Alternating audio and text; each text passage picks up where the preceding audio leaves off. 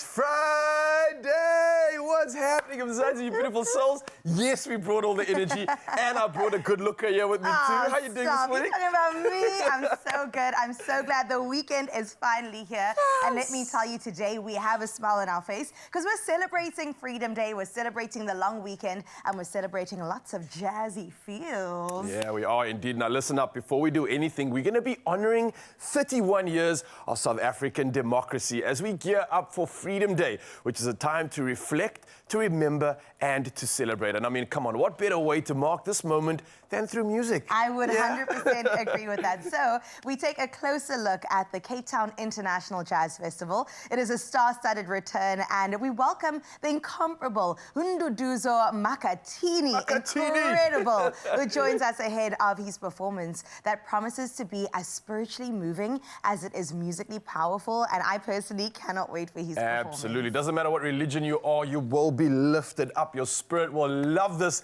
And I want to remind you that you need to stay with us because it's going to be a morning of inspiration, of rhythm and national pride.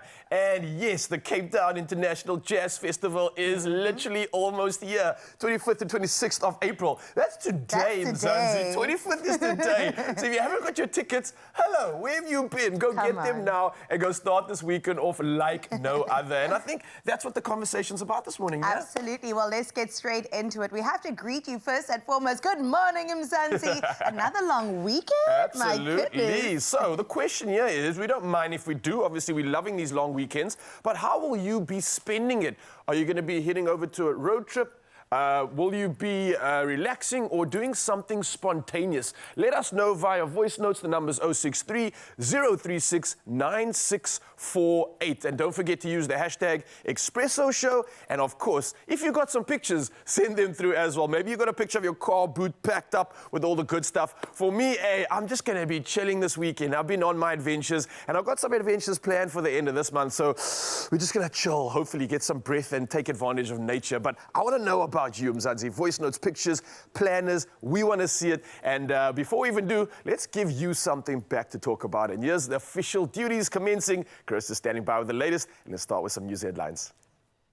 Thank you so much, Raul. 2 minutes after 6 o'clock, let's get into your national news headlines first, where Ukrainian President Vladimir Zelensky met President Cyril Ramaphosa, that is, in Pretoria yesterday to deepen bilateral relations. Now, Zelensky's first official South African visit was cut short due to an overnight Russian attack in Kiev. Ramaphosa and Zelensky pledged to enhance cooperation, and that is between nations, despite global tensions, in pursuit of mutual benefit and sustained peace efforts. Now, Ramaphosa confirmed he also spoke to U.S. President Donald Trump before the meeting. Both leaders agreed on urgently ending the Ukraine war and agreed to meet soon to discuss various issues regarding relations between South Africa and the U.S. In other national news, President Cyril Ramaphosa has begun the formal process to appoint a new Deputy Chief Justice following Mandisa Maya's promotion in September last year. Now, in a letter to Chief Justice Maya, he seeks the Judicial Service Commission's views on 4 candidates: Judges Mohambe Molemela, Dunstan Mlambo, Kagni Musi, and Puli Tlatletsi. Now, the consultation includes political parties in Parliament. Ramaphosa emphasized the post's importance for judicial leadership, justice and constitutional democracy. The final appointment will be made by the president following these deliberations. Now let's take a look further afield at your international news-making headlines, where Morocco's King Mohammed VI has approved a 190 billion rand railway expansion plan, including a high-speed Kenitra-Marrakesh line to boost transport ahead of the 2030 World Cup. Now, designed to reach speeds of 350 kilometers per hour, the line will cut travel times drastically. Marrakesh to Tangier will take just 2 hours and 40 minutes, while Rabat to Casablanca Airport will be slashed to 35 minutes. The plan includes buying 168 new trains and aims to develop Morocco's rail industry while improving intercity and urban mobility across the country. Meanwhile, health officials in Gaza say an Israeli airstrike on a police station near Jabalia Market killed at least 10 people and wounded dozens. Israel's military said the target was a Hamas and Islamic Jihad command center. The attack adds to the toll since March 18th, with over 1,900 Palestinians killed. Now, efforts by Egypt, Qatar and the US to broker a ceasefire remain unsuccessful. As the humanitarian crisis deepens, emergency teams continue to search for survivors under the rubble in northern Gaza. And closing off your 6 o'clock news here on Sunday, South Africa marks 31 years of democracy with the celebration of Freedom Day. The official national event will be held at AJ Swanepoel Stadium out at Ermelo in Mpumalanga, with cultural performances and addresses by dignitaries. Across the country, communities will come together for parades, music festivals and family braais, celebrating unity, resilience and the values of democracy. In Cape Town, the Cadets Freedom Swim will see brave swimmers crossing the icy Atlantic from Robben Island to Big Bay, a powerful tribute to the journey from oppression to freedom. And with Monday declared a public holiday, South Africans can look forward to a long weekend to reflect and celebrate liberty and, of course, the start of a week-long school break. I know how I'm celebrating my freedom, and that is by heading to the Jazz Fest, and we'll tell you a bit more about that as the show commences. For now, though, let's head into your sporting headlines with Ryle.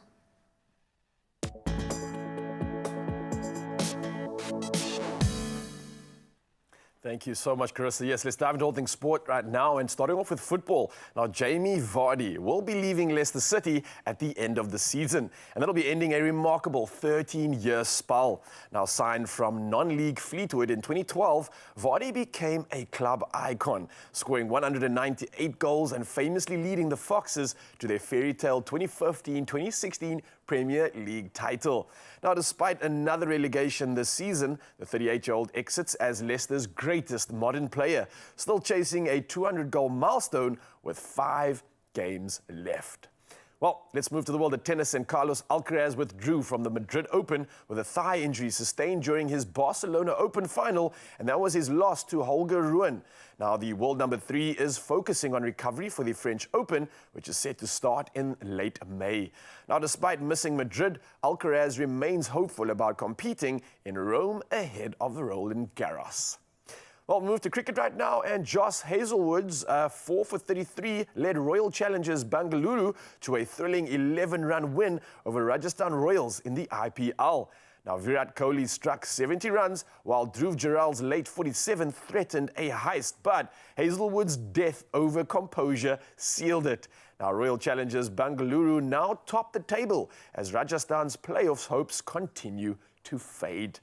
Well, we come back to football news once again, and Bologna booked their spot in the Coppa Italia final with a commanding 2-1 win over Empoli, sealing a 5-1 aggregate triumph.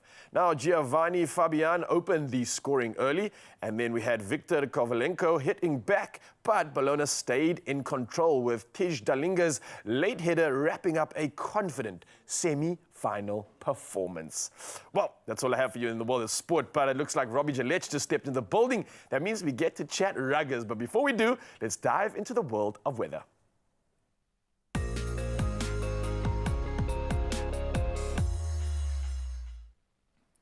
Thank you so much, Ral. The South African Weather Service has issued a yellow level 4 warning for disruptive rain along KwaZulu-Natal's coast and interior. Now, flooding of roads, bridges and low-lying settlements is expected. A yellow level 2 warning is also in place for parts of the Eastern Cape. Meanwhile, fire danger looms over Namakoi in the Northern Cape and Matsikama in the Western Cape.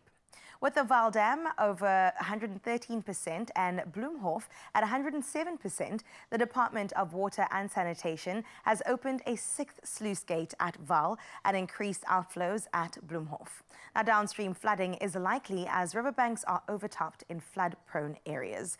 So please do take heed of those warnings as we head into your sunrise view of the hour. And to kickstart our Friday, here's Caitlin out in Margate sharing this absolutely breathtaking morning view. Caitlin, I don't know what is going down in Margate, but let me tell you, I am coming there very soon. This is absolutely like something out of a movie. In fact, it looks like an artwork. I hope that you have framed this and put it up somewhere. 25 degrees is what you can expect on your side of the world out in Margate. And thank you so much for making our day and sharing this beautiful morning view with us. And you too could be like Caitlin by sharing your morning view with us. We encourage that behavior on 063 036 96 449, our new WhatsApp line. We look forward to seeing your beautiful images. And of course, right now, let's head into your temperatures for the rest of your Friday.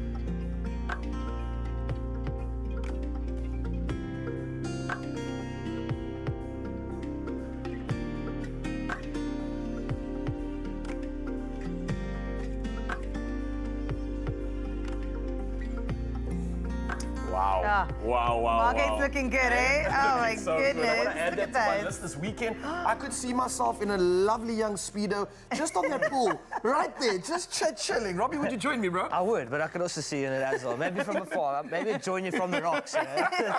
Are you in the Speedo though, yes or no? Yeah, I would be, but with shorts over. You know? We'll be rocking on, bro. Listen, we're going to rock on to even beautiful conversations, and especially because this guy is here, that means URC conversations are going to go down. And let me tell you, we're heading into the end of this. There's a couple games left, and we've got to crack that top 8. So there's a lot to discuss. Robbie's here to dive into everything that we can look forward to this weekend. Oh, yay, sports. All right. Also from sporting, we're moving on to celebrating 30 years of democracy in South Africa. My goodness, Freedom Day is coming on Sunday, and we know just the thing to get you excited. So stick around to find out more.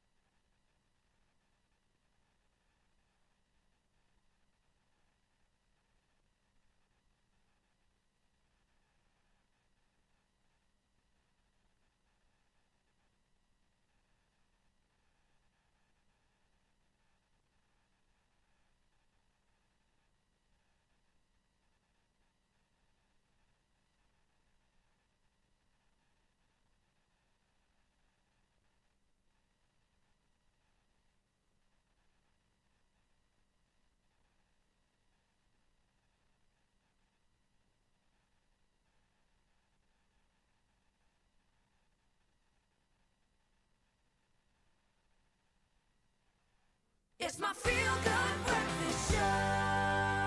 Welcome back to your Feel Good Breakfast Show, and happy Friday to you. If you've just switched on over, stick around because we're in for such a good treat. But right now, we celebrate something very important. Yes, we do indeed. 31 years. Now, listen, as we approach Freedom Day this Sunday, South Africa prepares to mark 31 years since that historic moment when every citizen, regardless of race, had the right to vote in a democratic election. Now, April the 27th, 1994, was more than just a political milestone. It was the start of a new chapter for our nation. Beautiful. What a time. And that moment when millions queued at polling stations for the very first time, it wasn't just about choosing a government. In fact, it was about reclaiming your dignity and your identity and hope. And Freedom Day is our annual reminder that while much has changed, the journey towards equality and justice, as well as unity, of course, continues. Absolutely. Now, the 31st anniversary invites us to look back not just at the celebrations, but I think at the cost of the freedoms we enjoy today. And it's a day to honor those who fought, who marched, and who gave their lives for a vision of a better South Africa. And these were freedom fighters we're talking about, like Robert Sobukwe, Walter Sisulu, Steve Biko, and Chris Hani, to name a few, who sacrificed so much to light that path to democracy. Oh, beautiful. Ashley Creel is another name. Yeah, absolutely. We love that. But it's also a time to look forward. So what are we doing with the freedom that we inherited? I want to put that question to you. Are we building a society that's fairer, more just, and more unified? I mean, these are the questions we're called to not just ask, but to say it's Freedom Day, not just today or Sunday, but every single day. Yeah, and thanks to those incredible efforts that were done for this reason.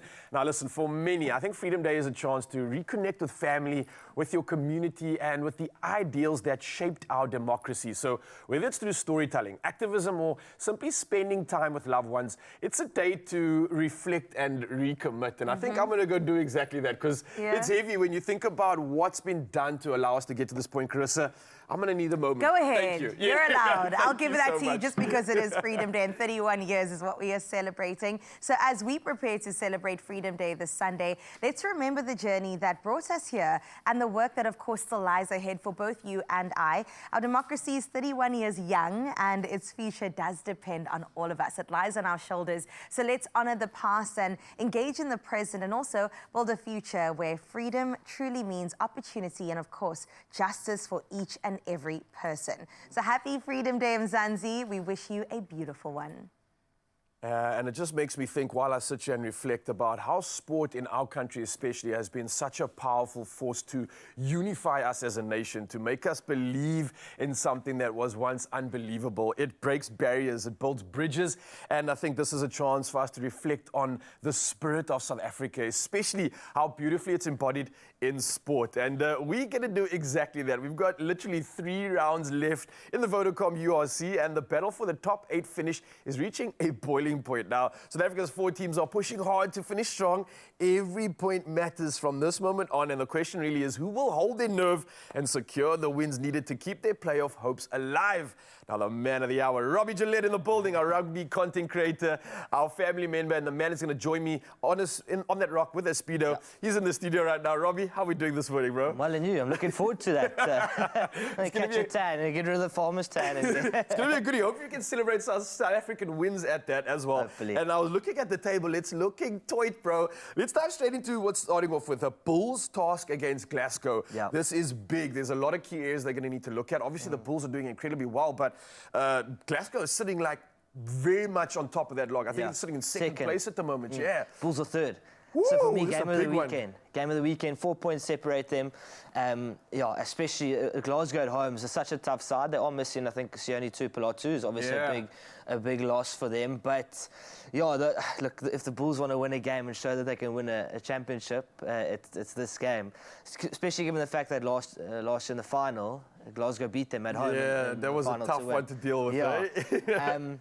So it's going to be a tough one for the Bulls, but I think if they can, I almost think like it needs to rain and they need to have some proper Scottish weather messy, there. Get a bit dirty, Because I also don't think like Glasgow can live with the Bulls' physicality, especially with that front row. Look at Wilco Low. Yeah, I said the other day, I saw him for the North-South derby at the DHL Stadium.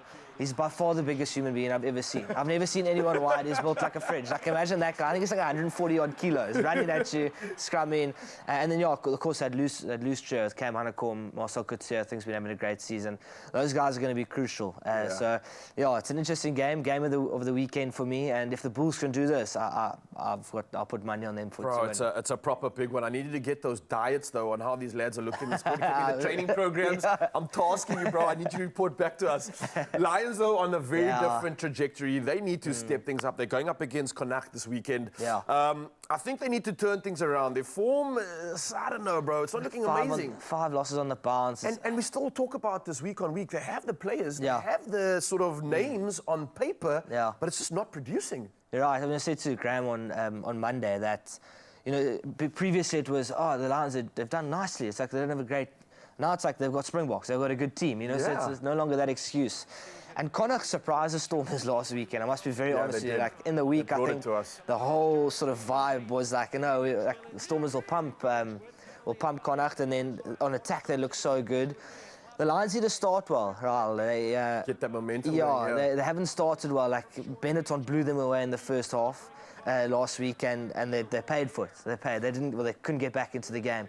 So I think if they start well, especially given altitude, you know, like it's tougher to play in Joburg, like the later on in the game it gets. So I think if they can really start well and build a bit of a buffer, and then I don't think Benetton will be able to live with them at altitude. It's almost like they're sitting there and just playing reactive rugby, and they Yeah. have all the options and all the reason to make a decision and put the ball in their court, but it's kind of like they're just analysing and waiting, expecting their skill to just be able to deal with it. Sure. Weird stuff. But listen, we spoke about it now. Stormers obviously had quite a tough challenge this last weekend, and now they're going up against Benetton, who are looking dangerous. Yeah. And if we look at the defensive concerns of, let's say, last weekend with Stormers, I think it's good. It's good information that they can hopefully implement this weekend. Whether they do or don't, that's the question. I'm going to be there. I really, really hope that they implement it. Yeah, look, they said that that's probably the poorest defensive performance they've put up in years, which is quite worrying. So it can't get worse, though. You're right. Can't get worse, right? Well, Let's hope talk touch too wood. soon, yeah. Where's it? Oh, hang on. I thought Connacht found space on the edge, which is the Stormers' outside backs. I was quite surprised. So someone was, Especially with our pace, bro. I really didn't think that they'd find so much joy in those outside channels and scoring just some unbelievable tries. Look at that. Hey, man, down the line, just like you mentioned. I think even they were blown away, to be honest with you. But they would have worked really, really hard, and we see there again, you know, it's defensive mistake, and then also discipline on defense. Like that's a yellow card there that puts Connacht into the game. So. Yeah, a Benetton side that's really exciting, and a lot of Italian internationals. They've got to step it up, and they'll know that. So I'm looking forward to actually seeing how they respond. It'll be a good character test. It is, and I mean, it's another home game for the Stormers, right? So they definitely have to show off to the crowd. And lastly, let's talk about the Sharks also doing some incredible things. My frustration. I don't even support them. Are you a Sharks supporter? No, I'm not. I don't support them, but I get frustrated watching them. No, Man, talk to me, bro. This is going to be a tough one, I think, eh? Glasgow this weekend? Yeah, the Sharks, I need the experience needs to come through. They got so many good Springboks, and Eben, Sia, on tour. They have it all. They have it all. They have it all. Yeah. And they need to come through in this game. They need to show their experience. They need to. I think they need to step up. Like now it becomes like cool. We need to now show what we're about, and almost feel like they need, like the youngsters need a little bit of guidance. They got good young players, but they also got really experienced ones that they need to. And then the experience is something that I'm questioning because listen, I'm a Stormers supporter, but obviously when we're playing the URC, I get behind all the South African teams, and especially a team like this that represents South Africa. Yeah. Literally, guys, like show us what you showed us before. Like it's there. We know what you can do.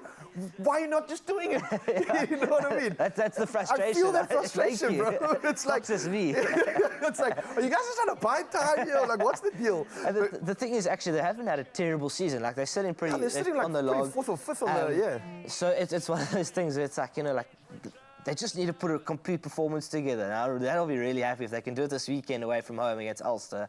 It's going to be good fun to watch. Yeah, so let's have a look at that table if you don't mind just pulling it up again, just so we can see where we are sitting at. Obviously, it looks like we've got Leicester and Glasgow Warriors sharing the 1-2 spot, and then Vodacom Bulls in third, Sharks, as we just mentioned, in fourth. And like you say, Robbie, if Sharks can get this win and get this momentum, 5 points behind the Bulls, I mean, this can really get them in those podium positions. But looking comfortable, I'd like them to make a statement.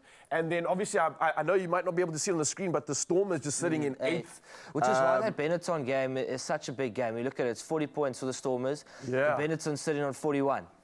Bro, that's close. So Stormers win this weekend, and a couple of other results go the Stormers' way, their world looks different. Absolutely, and all of a sudden you could sit in fifth, you know, and your world's completely different from eighth. You're a little bit more comfortable, 2 home games left. Yeah. But sure, so that log's heated up, but it's tight, which is nice. And those sort of the 2 runaways are Glasgow and Leinster.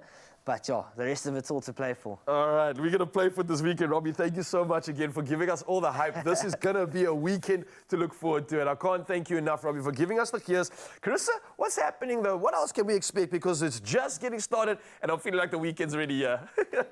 Well, let me tell you, the weekend definitely is going to get kick-started right here because our Speedo boys, or onze Speedosians, are right behind me, and we're going to put them to the test, the both of them, Robbie versus Ryle, and they go up against each other in a quiz, and it's all about the EPL. I'm very excited to get into sports, baby. Not only that, we, of course, have to continue the celebrations with our Bacomo Powerball competition. Now, our first winner is going to be announced really, really soon, so keep your phone on loud, and we'll see you after the break. We might be calling you. Only you can make my day.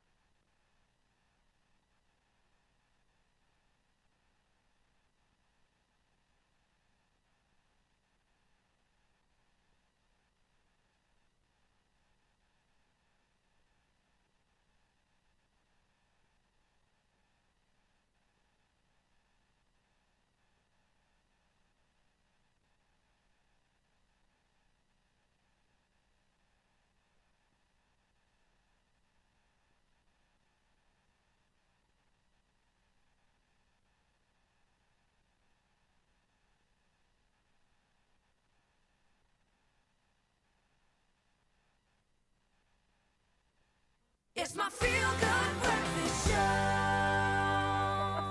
Welcome back to your Feel Good Breakfast Show. It is, of course, Expresso right here on S3, and we're going to continue down the avenue of celebration and sports. If you're a Liverpool fan, you want to stick around for this one because football and Fridays, they just go together so well. I mean, name a more iconic duo. And thanks to ABSA, the proud official banking partner of the English Premier League, your weekend kickoff just got even better as we dive into the red-hot title race with a fun and legendary Liverpool Q&A game as we get to know our potential 2024-2025 EPL winners. I know Raul's already smiling on the side here. Potential? What do you mean? Raul, do you think you have it in the bag? Look, I don't want to say anything, but come on. Surely I can say it's in the bag. You can touch As he wood. touches wood. Touch your forehead, do all the things. Throw salt over your shoulder. Yeah. All right, let's get into it. Robbie versus Ryle. I've called you our Speedosians because you said you're going to be... Actually, like that. What, bro? This could be a thing, I man. think so. Take Watch it. this space. Trademark though, so please give me my money. All right, here's the first question. You ready? Yes. Okay. What year did Liverpool last win the Premier League title before this potential season? It was the one in like the lockdown, I'm pretty sure. That Yeah. everyone was like challenging. So it would have been 2021. Oh, you, this guy. Okay. Robbie's I'm going gonna go- 2021. So Ryle? it would be the 2020-2021 season, I think. So Okay, I'll say who's closer. Okay. So if he's going to go 2021, then I'm just going to go for 2020. Okay, then you are the winner around 2019 to 2020. So I need just to beat this Chelsea pre-lockdown. support thing. Okay, wow. The pressure's on. Oh, the pressure is I on. honestly thought I had something good there. You did, bro. I Nice. saw Chris's face and I was like, I got, no. Let me tell you, you might get the second one though, so listen closely. okay. Who is Liverpool's all-time leading goal scorer in the Premier League? Come on, bro. Mo Salah. Yeah, that's Why did you obvious. give it to That's him, obvious. No, I'm like, come Ryan? on, no. I want to celebrate that. He can have that. Everybody knows. Oh, well, we don't have that answer. Oh, what wait, answer what? do we have? Hold up now. Wrong. I don't know. I don't know. Take that dab back because it's Ian Rush. I want to verify this for later because maybe you did this just before this man had this most incredible record-breaking season. So I don't know. You might have outplayed that. I personally, To thinking I've won, and then it's Ian Rush. I don't even know Ian Rush. You, bro. I It's so fast in Mo Salah because I know. Nor deny. I don't know myself. Okay, this one I feel like I do know, unless it's another trick question. Which former Liverpool manager has the highest win percentage in the Premier League history? There are two options on the Whoa. board. It might be a trick question. I mean, I'm going to go Jurgen I'm Klopp. also going to say you're going to be Brendan Rodgers didn't have much of a run. Yeah. It was Spal. I also would have gone there. Let's see Definitely what the Klopp. answer is. It's got to be Klopp. Come on. Aw, Yay! In Klopp we trust. take this one. We'll share that one. Yeah, Take nice. this one. So Unless how's the something score? comes up again. You're in the lead still, right? I think it's 2-1. like close. Yeah, 2-1, 2-1, 2-1. 2-1, something like that. Very nice. about. Okay. Who's counting? Nobody. What is the title of Liverpool's anthem? You'll never walk alone. Okay, it's 2-2 now, Robbie. Well done, Let's see. well done. Wait, there we Can you go. sing it for me? First? I can't. even This is a sing. Liverpool You are a Liverpool I can only sing fan. the like main part, and Okay, I've got do to wait. it. I can't though. Like I've got to wait for like all the people to be there, and then I We get are into your the people. It goes with that part where you go, you'll never walk alone. And the goggles on. It's a good sport. Yes, I'm here for it. See, that is why I would watch sports. Okay. What is the full name of the iconic Anfield stand known as, or why is it known as the Kop or the Kop? The cop end. Whoa, that's What a good is the question. full name? What is the full name? I think it's the Centenary Cop Stand. I'm going to go the opposite. I'm going to go the... You're going I'm gonna A. go A. Yeah. What does Just A to be say, different. Robbie? Hey, it doesn't matter what it says because it's Hang right. on now.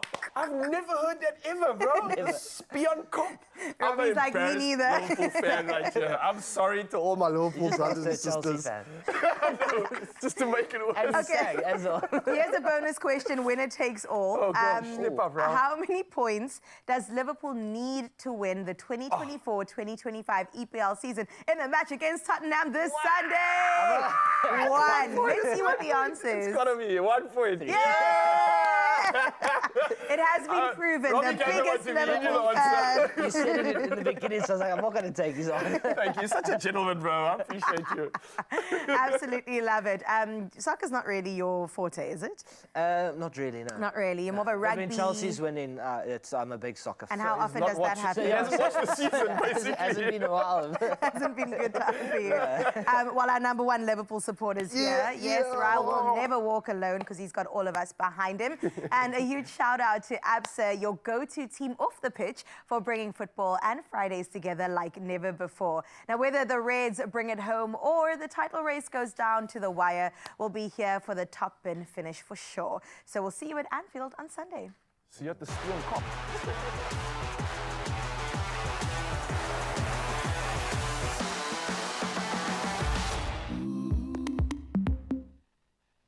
Oh yeah, Friday's feeling so good, and for someone right now, it's gonna feel even better. Now we are 8 weeks into the Bokomo Powerball game, and the energy is still going strong. Now we've got 2 weeks left to spin and win, and that's just enough time to get in on the action. So just like our next player, I wanna ask who's ready to play. Officially, we've got someone on the line. They've just qualified for this one. So let's say good morning to Palesa Jane. Good morning.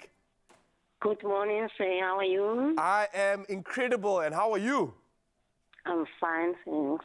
Now listen, obviously to qualify for the Bokomo Powerball game, you had to buy one or more of their delicious cereals. So tell us, which Bokomo product did you purchase to enter, Palesa?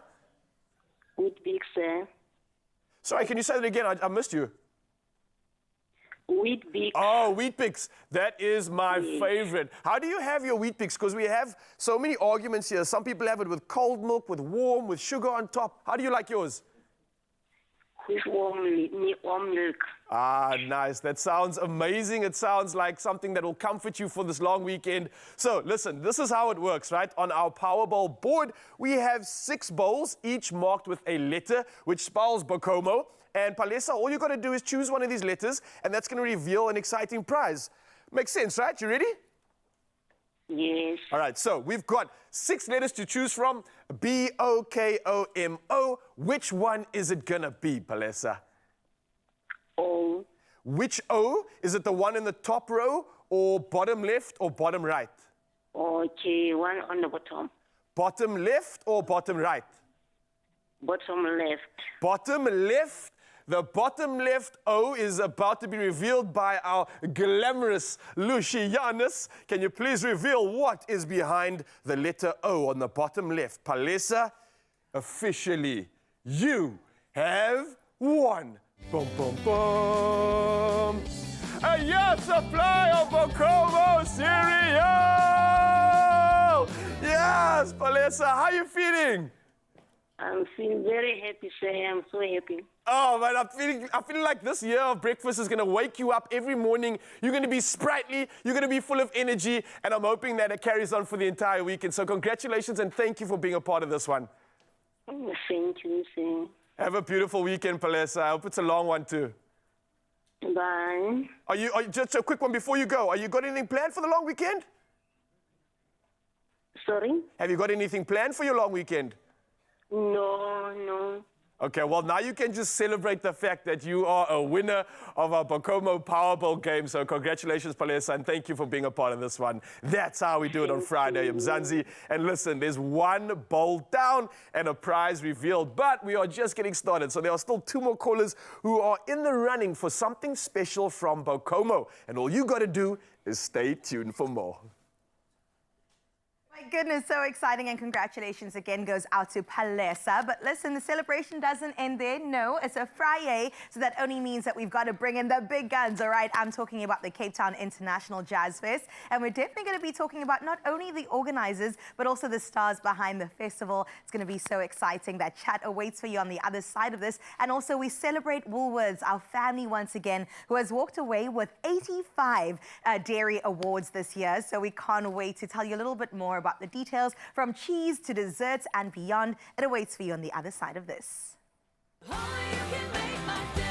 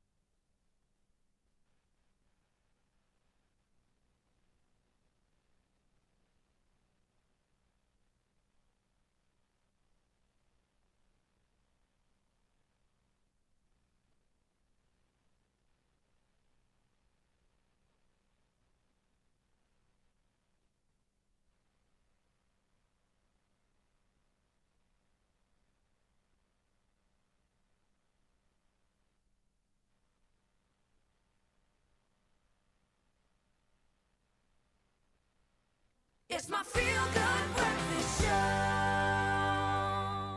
Well, welcome back to your Feel Good Breakfast Show, and thank you so much for spending your Friday with us. Right now, let's get into one unforgettable weekend, and that's this weekend, of course. It's the Cape Town International Jazz Festival, as our city becomes the jazz capital of the world. It's now in its 22nd year, and the transformation of the city has already started to turn into a global stage where jazz legends and rising stars, they come together and converge. On a weekend that honors our freedom, this isn't just a festival. In fact, it's a celebration of rhythm and culture and the soul of the mother city. So here's what is in store for this year.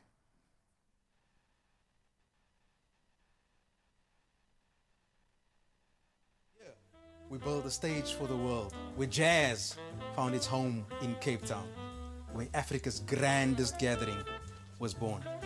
It wasn't just a stage, it was a vision, one that grew stronger with every note played and every soul touched at Africa's grandest gathering.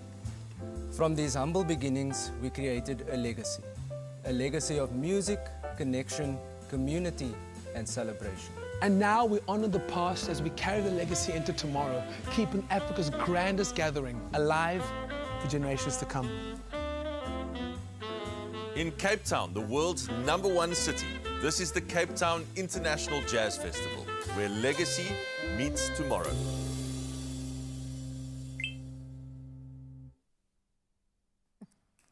And joining us right now, please help me in giving them a feel-good welcome. We have Shakira Adams as well as Rayan Survey from the Cape Town International Jazz Fest. Welcome, guys. Thank you so much. A nice warm welcome to just, wake you up a little bit. It is very early in the morning. Let's get into this convo all around Jazz Fest. I've attended many, and I'm so excited about this year's one because it falls on this weekend in particular, which is so significant, and it's the 22nd one. So, Shakira, let's get into why the significance of Freedom Day really matters, that it is over this weekend. I mean, it's a beautiful one for South Africa. So look, seeing that the festival is so iconic in its 22nd year, the theme for this year is Legacy Meets Tomorrow. Come on. And what better way to celebrate it on this long weekend? Yeah. And we're looking to celebrate what's to come in the future, and we're looking to celebrate now, the now, and Legacy meets tomorrow, so why not? I love that. Legacy meets tomorrow. And can I tell you, the legacy of Jazz Fest is just so beautiful. I mean, I've seen incredible local acts like the Muffins. Where are they? Can they make a comeback? And then also artists like Hiatus Coyote out of Australia. There's been Erykah Badu. There's been Lala Hathaway. And this year, the lineup is insane.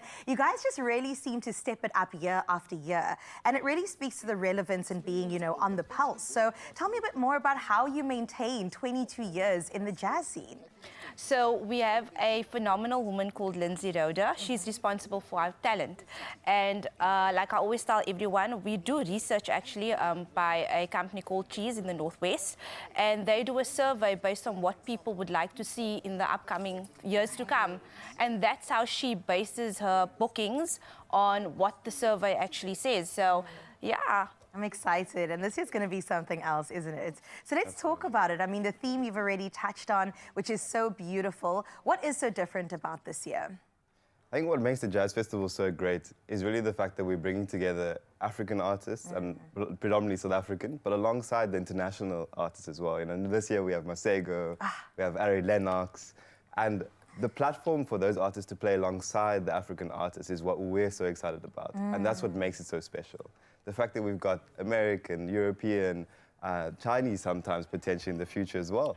But the fact that we have that stage that allows everyone to collaborate and do jazz together, that's what makes it so special. I mean, there's a reason why they call it Africa's grandest gathering. I mean, it only makes sense. Can I ask you guys who you're so excited to see? Oh, I'll let you go. You can give me a top two if you don't want to just name one person. I'm excited to see TKZ. Ooh. It's my favorite local band. Yeah. Well, all of them are my favorite, though, so I don't want to be biased, but Incognito, definitely, Odi, Bombay Lights, actually, so...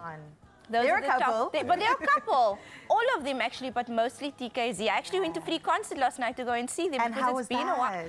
Oh, it was amazing. 6,000 people. Wow. The energy was, it was spectacular. Sure. Incredible. And how about you, Rayan? Who are you excited I also to see? can't choose, I must say. But, some of my favorites are there as well this year, and I'm really excited to see Bongaziwe. Yes. I think also, I can't do it without Justice saying, one of my favorite things this year is going to be Nduduzo and the collab with Black Coffee.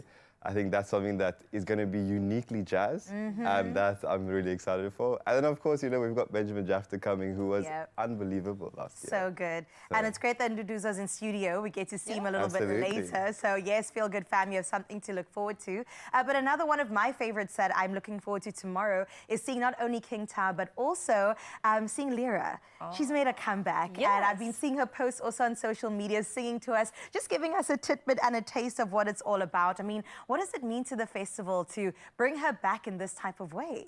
Look, the festival celebrates women. Yeah. The company is all about women empowerment, giving young women an opportunity. Look, I'm the youngest female festival head ever to be appointed. First of all, that needs an applause. Thank you very much.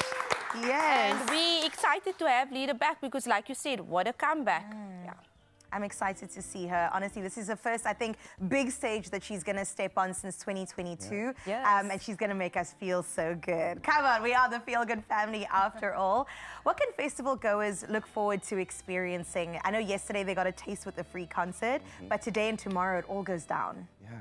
I mean, they're experiencing the collection of music for sure. Yeah. I think we love the fact that it's called the Jazz Festival, but it integrates so many different elements, so that's going to be fantastic. And then, of course, you know, there in the CTIC, a fantastic venue, the stages are set up.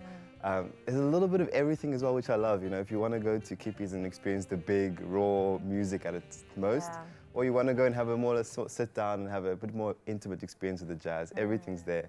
And of course, you know, everyone's going to be having great food throughout the evening as well. I'm very excited. But I also want to give a quick shout out as well to the fact that we are having, in addition to our women team, we're also having a woman-only stage tomorrow, which is going to have, of course, Lira, we're going to have Tandiswe Masai as well, among quite a few others. So I'm very excited about that.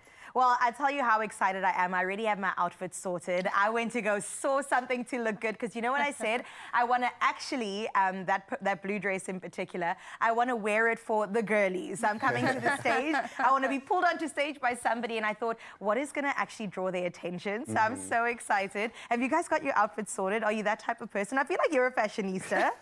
He Yes, he is. I can tell. You know, what I'm really excited about this year, actually, and I hope you don't mind the plug, is that this is the first year we've done our own vintage collection of merchandise. Wow. And of course, I'm wearing it today. And the back, if you can do a slight turnaround, sure. Let me do a quick twirl, you know? Yo, look at that. What I'm most excited about, Again, really. one more time. That wasn't enough for us. We need another twirl. Slowly. Ah, so cool. Yeah. No, but I'm really excited about it because it's not just the first time that we're doing merchandise and all, but it's actually what we wanted to integrate into all of these is this messaging of the artwork and the history of jazz, again with the future collection. Sure. So we're building something that where each merchandise piece has its own artwork, and each artwork speaks to something very specific in South Africa's history. Yeah. You know, as you know very well, that jazz itself was banned during apartheid. So jazz is always this freedom of expression. It was this ability for people to come together in unity and play music and listen and be together in a time where they couldn't. And so our artwork has different ways of capturing that. You know, we have our underground Graz Cafe, we have our jazz studio, we have one as well in the Boer Cup, you know, where jazz and music has been so central to that history. Absolutely. And of course, we're trying to capture that in everything with our merch. Wait, so where do we get our hands on this? Please tell us. Well, I can tell you absolutely it's going to be available at the festival. Okay. We're going to have it online as well. Beautiful. But we'll be tomorrow and tonight and tomorrow at the festival for purchase. Goodness, that's so exciting. When it talks about archiving South African history, this is what it's about. Not only for our parents' generation or our grandparents, but also for the future, which is exactly about that legacy meets today, meets tomorrow. And I'm so glad that we're celebrating over this significant weekend. My goodness, thank you guys so much for putting together this beautiful, beautiful festival. And yes, more women at the forefront because this is what you get, magic at your fingertips. And we're going to be enjoying so much. And yes, it's for the youth. Yes, it's for the elderly. It's for everybody. And we hope that you will definitely come and celebrate with us. Tickets are still available, ticketmaster.co.za. And if you'd like to see all of us looking stylish and jiving with you, please come on through to Jazz Fest today and tomorrow in the Mother City. Oh, today is a spectacular day for so many reasons, and here's another reason, because we're about to celebrate in the kitchen, and Woolworths have been doing some things, right? They're known for providing us with quality products. I'm sure we're aware of this, and they've proven this once again. They are proud to announce that the judges at the SA Dairy Championships for 2025 have awarded them not one, not two, not even three, but 85 awards in total. Yeah! This is incredible, and all this is including the product of the year for their mascarpone with fig and pecan nuts. Now listen, I can't do justice to this, so we had to bring in the product developer from Woolworths, Daniela Oobsdal, who is here to tell us more about the award-winning dairy products. Daniela, this is insane. This is incredible. Listen, I know about the quality when we're talking about Woolworths, but geez, how many awards were available to win? Sure. So there were over 1,000 entries for the Dairy Awards and over 103 judges. So it really is an incredible achievement for Woolworths and our suppliers to have taken, 85 awards home. It's incredible. Like, you're taking your cream of the crop and then you're putting up against the cream of the crop. Exactly. And then it's still the cream of the crop. Exactly. I love it. I want to talk about why this is so important, though, for Woolworths to compete. Because, I mean, we've heard about these awards in the past and they're constantly winning them.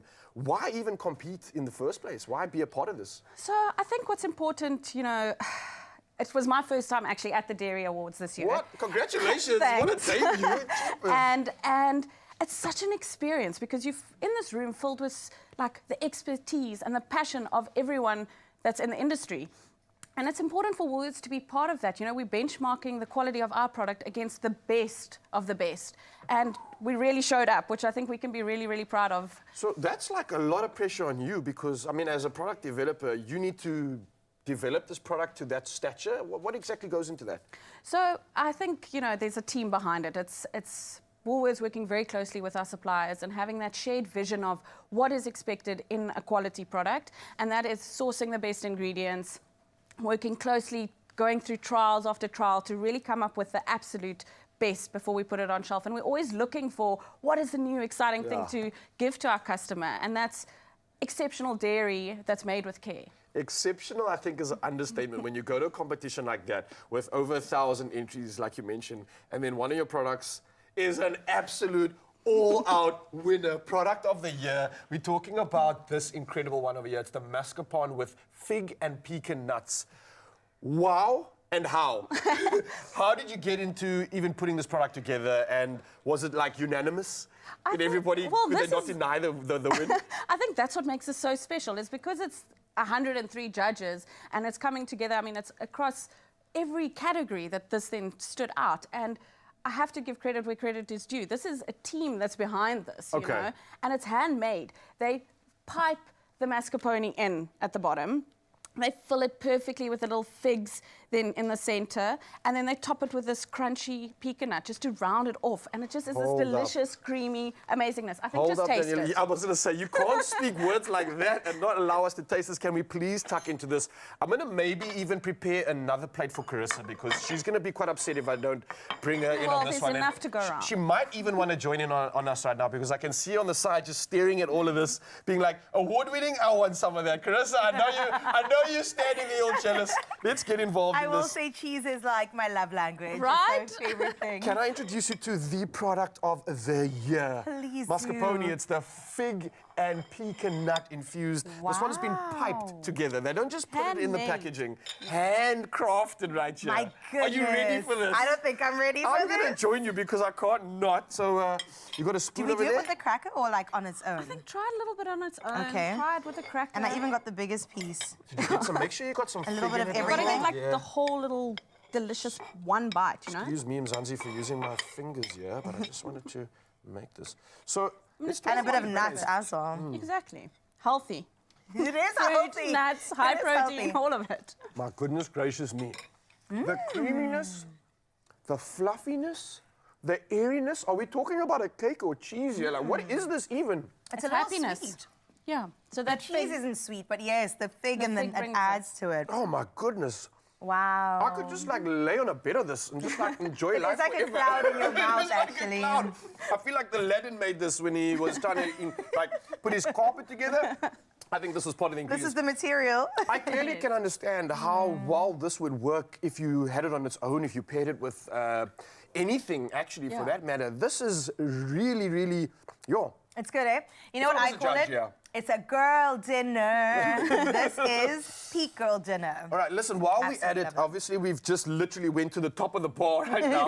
Can we talk about some of these other winners? Do you have any of the, 85 winning products here that we could possibly Yes, so these are all our quality award winners. Yeah. So that's really a prestigious award to be given. And in the range, you've got your desserts, you've got your yogurts, and then our cheeses as well. Some of my personal favorites, and are always in my fridge, are the halloumi kebabs. That's They're really so interesting. easy because you can I chuck don't them on the know about braai. this. Oh, well, there we go. Great for the long weekend. Whoa. You can chuck it on the braai, you can put it in the air fryer. Ooh. Great for a vegetarian as well who wants to living join in under on a the rock. braai. Nice. Yeah, because Guys, that cheese, amazing. it still holds its integrity. Yes, yes, it will. Yeah, okay. And then obviously I'm noticing that you don't have to do anything. Literally just take it out. It's already on the skewer, so you can just pop it on the grill. Exactly. Different flavors as well. I see you've got a semi-hard cheese, and then So you've it's a got... plain one, and then we've got the roasted bell pepper halloumi. So it's Yum. really, really good. And then I must say, my husband's favorite is the lemon curd I was yogurt. hoping you would come to that. It is so Staple. good. Staple in my I'm questioning fridge. why I even made the small version, because no one's going to get satisfied with that. They're like, I need more. I need like 6 of those alone. Listen, while we've got some of these products on display, is there anything else that I can dive into and just celebrate these victories? I think definitely try the oak smoked Stanford. This is quite a special little cheese. It's a semi-hard cheese, and they've smoked it in a traditional way. So you get that like smokiness through it, but it's not like overpowering, right? This is me. Yeah. This is me. It's So your speed. again, we talk about that winner and the textures and the light and the fluffiness. Nailed it. But the body and the flavor in this, Exactly. Oak smoked? Stanford. So it's from the Klein River region, Stanford specifically, and so hence the Talk to me about how you're managing to get this array and plethora of different sort of dairy products, but yet you're still ensuring that the quality is there. I mean, you guys must be pretty busy doing quality control and checks and everything. How are you making this possible? Because, this is incredible. Well, I think that's embedded in the Woolworths, DNA is quality, quality, quality. And we work very, very closely with our suppliers to ensure that we only have the best ingredients, we're sourcing them sustainably, and then we work on recipes together, go through trials, do your quality checks to make sure that we're really putting our best foot forward for the customer. And we're always obviously looking for nice, new and exciting things to bring to the shelves. And that's really about having delicious dairy made with care. I am grateful for you doing that, because we get to enjoy that and some, and look forward to so much more. Stop being so polite, pretending like you don't want to eat more food. I'm waiting for y'all to leave so I can have this on my own. I'm a feeder, Yes, so feed me. So I'd love to. It's a perfect couple I've got combo. to say that for me, that smoked cheese was a little, winner. because But you I can think have that tartness of the raspberry on there. Wow. I think it's going to get better for you. Now, while you guys You stuck have into this, fun. let me talk to you, Zanzibar. Obviously, as you hands have off seen, Woolies are keeping on with all the winning fields right now, and that's because they collaborate with only the best makers in the country. And I want to say again, well done to all your dairies and cheese makers flying the flag high and making us absolutely proud. So you can do the following. Just shop award-winning cheeses at Woolworths. It's available in store, it's available online, and of course on the app. And by these faces, you definitely want to capitalize on all this winning gears right here. Make it a long weekend. Can What you a speak with that combo, mouthful? really. I've never had this raspberry and The smoked Stanford. Hold on, I need to get a bit of that now. please I'm feeling jealous. do. My all right. goodness. Listen, so much more deliciousness is coming your way. Nduduzo Makatini, he's here. The greatness is going to be incredible. We're going to find out the combination of him and black coffee at Jazz Fest. Unreal. Like this combination of raspberry and cheese. It is just that good. Not only that, we're going to make something to do with cheese. A cheese and herb muffin is coming your way as we get into more mascarpone. Oh, good. All right, you can find me here.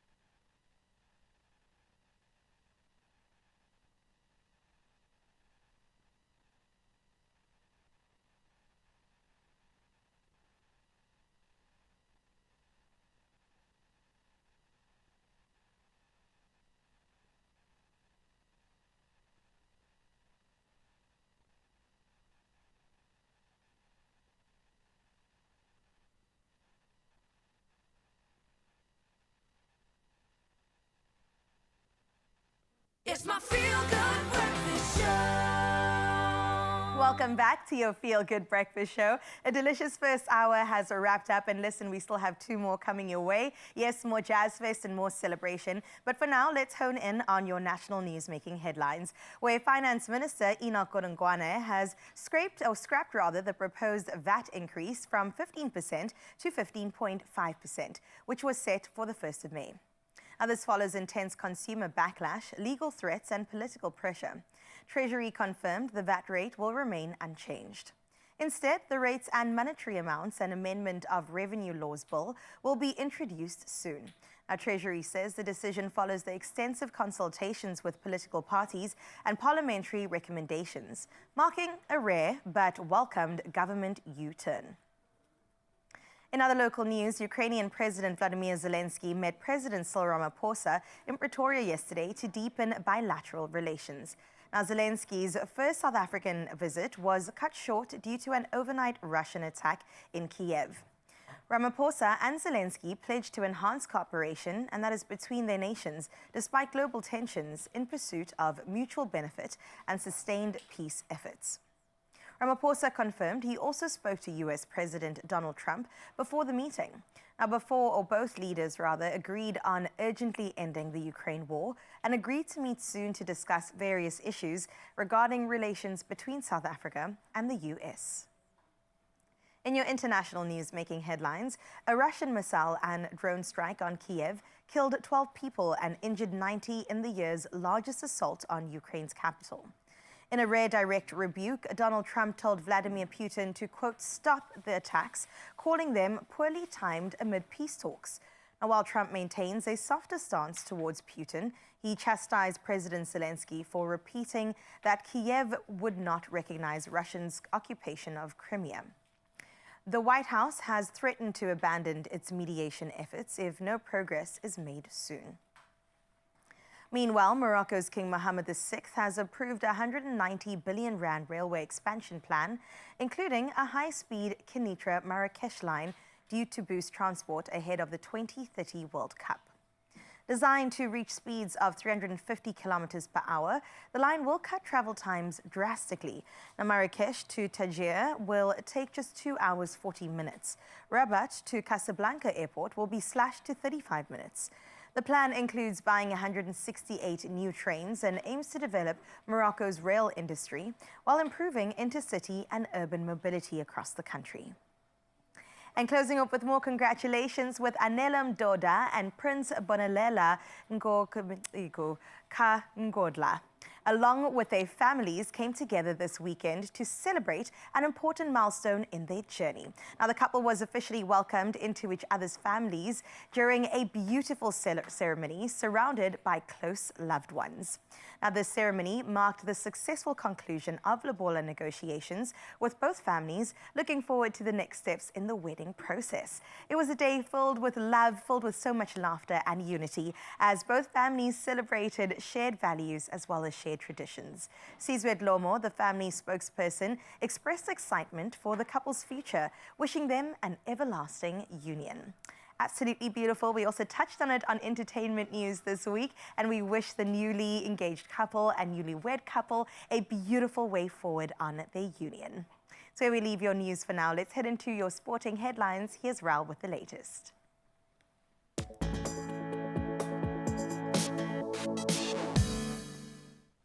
Thank you so much, Carissa. And yeah, let's dive into the world of sport. We're starting off with football, and Jamie Vardy will be leaving Leicester City at the end of the season. Now, this is going to be ending a remarkable 13-year spell.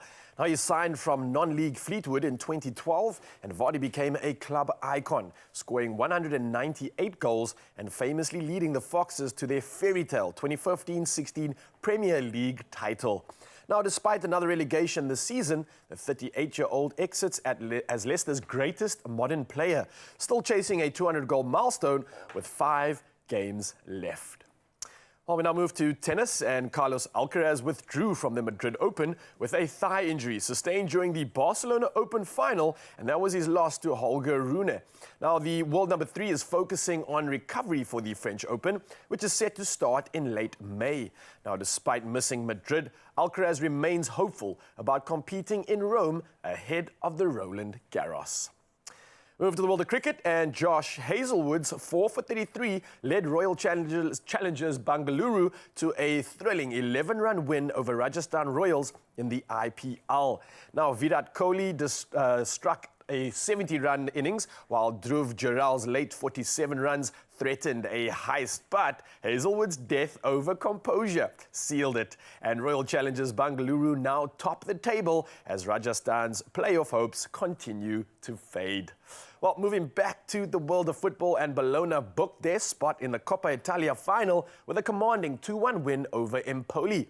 Now sealing a 5-1 aggregate triumph, Giovanni Fabian opened the scoring early. We had Victor Kovalenko hitting back, but Bologna stayed in control with Tias Dalinga's late header wrapping up a confident semi-final performance. Well, that's all we have for sport. We'll do it all again in an hour, but I think many of you are heading out on the roads and maybe for the long weekend. So let's see how we can assist you. Here's Chris with the latest.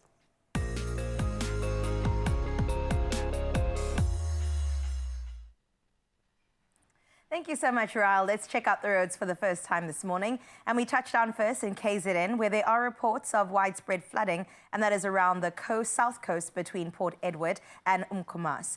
Now, motorists are urged to plan their routes accordingly and avoid any non-essential travel. Sticking in KZN, but heading out to Durban, there's been an accident on the N2 northbound before Queen Nandi Drive, causing a right lane obstruction. Heavy delays are, of course, expected along this route, so do exercise a safe following distance and remain cautious while driving on the long roads this long weekend. So we leave your roads, let's check out what is happening in your weather.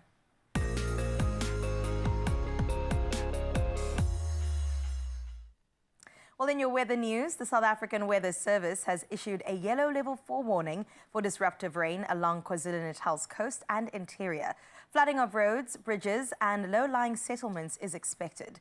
Now, a yellow level 2 warning is also in place for parts of the Eastern Cape. Meanwhile, fire danger looms over Namakoi in the Northern Cape and Matsikama in the Western Cape. With the Vaal Dam over 113% and Bloemhof at 107%, the Department of Water and Sanitation has opened a 6th sluice gate at Vaal and increased outflows at Bloemhof.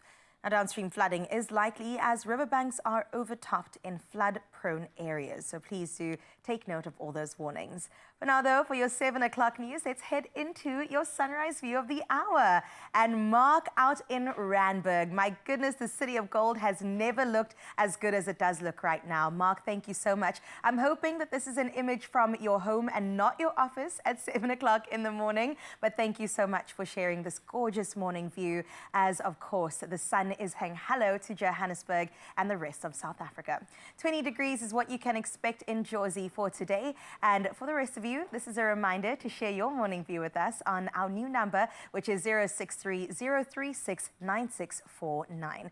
Let's delve into your temperatures to see what the rest of the country can expect.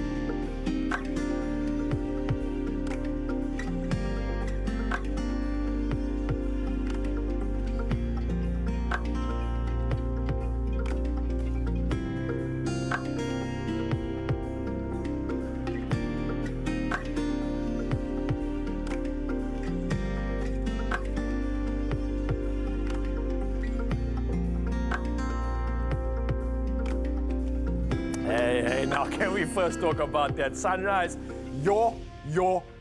That's my official statement and reply to that one. Just before the sun's about to peek through the buildings, you can almost feel it just as it's about to ping and give us a beautiful promise of a long weekend, a Friday like no other, and maybe we can keep that going with a cool 43 million rand in total estimated Powerball and Powerball Plus jackpots, which are up for grabs this Friday. So don't delay. Play the Powerball for an estimated 22 million rand and the Powerball Plus for an estimated 21 million rand today. Your people, this is a lot of millions. So do the following. Buy your tickets now in store on the nationallottery.co.za website. There's the mobile app. You've got cell phone banking, or you could simply dial *120 *7529 hash and then follow the USSDs. It really is that simple. We've also posted all these details on our Expresso social media pages, so you can go check them out right now. And Panda, push up, play the Powerball and Powerball Plus for 43 million rand in total estimated jackpots today, and that could mean you could be hitting it lucky. So play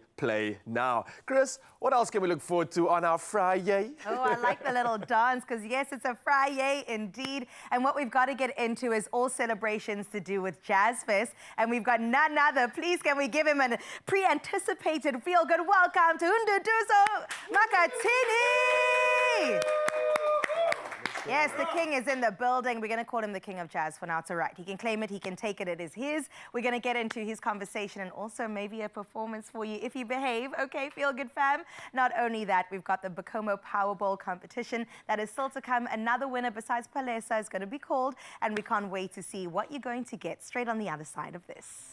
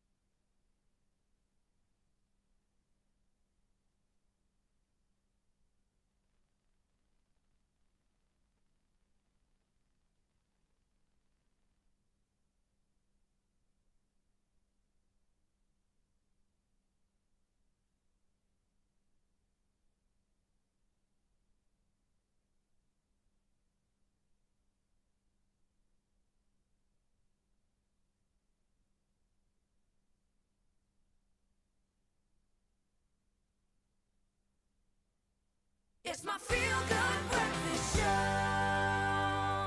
Welcome back. It is your Feel Good Breakfast Show.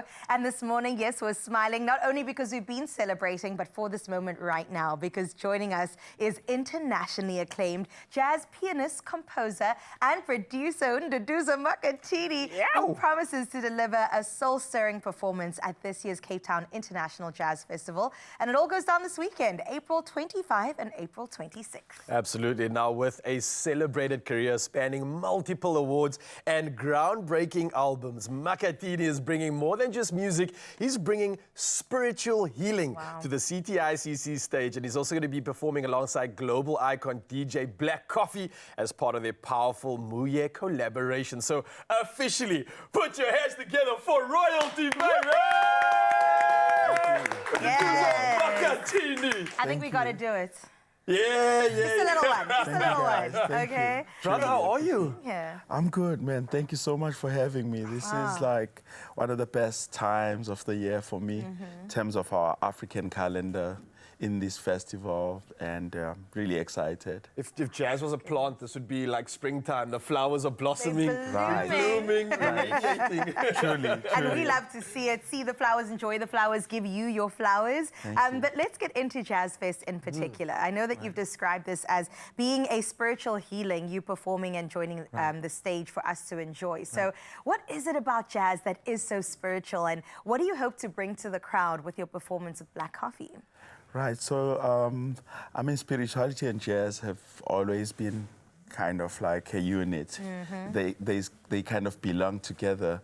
And yesterday, Dr. Sevi was talking in one of the events leading up to today, and he was talking about how this music really speaks about displacement. And he was particularly looking at the Cape Town history and the histories of slavery and all of that. So jazz has always been like this music that protests on the other side of, you know, disparity, displacement, colonization, apartheid. So it's a music that really transcends. It produces this refusal. So I think in many ways, spirituality becomes then this metaphysical space where all the things that are deprived to us historically, jazz musicians were able to transcend beyond those limits. So it's a music that, you know, comes as a spiritual medium. I love that, man. Preach, preacher. I like that. Makatini, there's a symbolism that you represent in your words, which I think is far more powerful than one can really understand until you reflect on what you're saying. And I think when you mention these energies and these entities in this jazz world, you being such a powerful one yourself, I am amazed that these energies are able to also dance with each other and form something even bigger, even something more beautiful. And not to take anything away from your flame and the beauty that you do, but when you come together with people like Lebo M, Tandiswa Mazwai, Black Coffee as an example, these collaborations almost form this beautiful dance. Why is this still important to you? Because, I mean, your energy on its own is perfect. We love it. We praise it, but yet you do more, and you find yourself in these unique spaces. Man, I think I like how you're using the word dance, because really for me, I think it stems out of being. And, you know, in the Bantu communities, we say, umuntu, umuntu ngabantu. I am because of everyone else that exists around me. And to take it further, you know, they say in African traditions, you cannot refuse an invitation to dance. It's an indeclinable invitation. So a collaboration is really opening that space to dance. And so when we think about today's collaboration, it's not just a metaphor, but actually a literal meaning too, about how we open spaces to dance. So collaboration first and foremost with the festival, that's, you know, one of the best in the world, you know. I mean, I do a long tour schedule, but I can't wait to come to the Cape Town International Jazz Festival. Because it is an international jazz festival in a true sense. But even within that, I played at the festival last year with my own set, and now I'm collaborating with Black Coffee, who's like a big brother to me. We started music together, and I think collaboration is just a key word to what I jazz, what I wear, like we were saying earlier on. Tell us more. Yeah, so I'll have this collaboration with Chista as well that, you know, I'm doing, but also all the way to how I'm gonna present the sound itself. I've been collaborating with Neumann and Sennheiser, so I think I'm just a product of this communal, sonically, image-wise, but also my philosophy is really grounded on notions of the communal, and this festival celebrates that quite a lot. I mean, you'll see that this is not the only collaboration. There are many, many collaborations that are happening throughout this weekend. We're here for it. Goodness, I am so personally so here for it. I will be there front row tonight when But I must everything add, goes down. this is the best collaboration, this one. This one right here? You said it first. I said it. I said it. Forgive me. I had to say it. Nah, don't hype us up too much. I had to say it. I am really excited to see you and Black Coffee take over tonight. I mean, you are the closing set on the main stage, and it is going to be unreal, taking us into Saturday morning, basically. Precisely. Tell me more about this brotherhood that you guys share. I mean, you started music together, like you said. What can we expect tonight with the collaboration happening in front of us? Right. So, I mean, the backstory is that I was at the lobby last year and was talking to Lindsay, who's one of the organizers of the festival. And so Lindsay is like, what is this thing that you and Black Coffee have been doing? At the time, starting from lockdown, we were working on an EP. And so I was like, Lindsay, this is just, you know, like we're trying to blur the lines between genres. We're trying to speak more about sameness and resonances and convergences between genres as opposed to difference. So we're blurring the lines.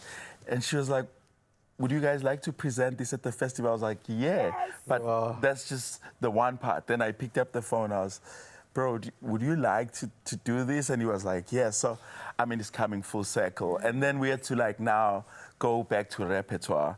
And we were like, okay, so we're gonna play all of these materials that we've been collaborating on. Muye is one of the songs that we collaborated on, but also his last album, Subconsciously, that won a Grammy. I was playing on almost the whole album. So we're bringing all of those repertoires, but then we said, okay, it's a jazz festival, and we love this audience, and how do we honor this? Right. But there's surprises for later about like how do we then bring jazz onto the dance space, and the reverse as well.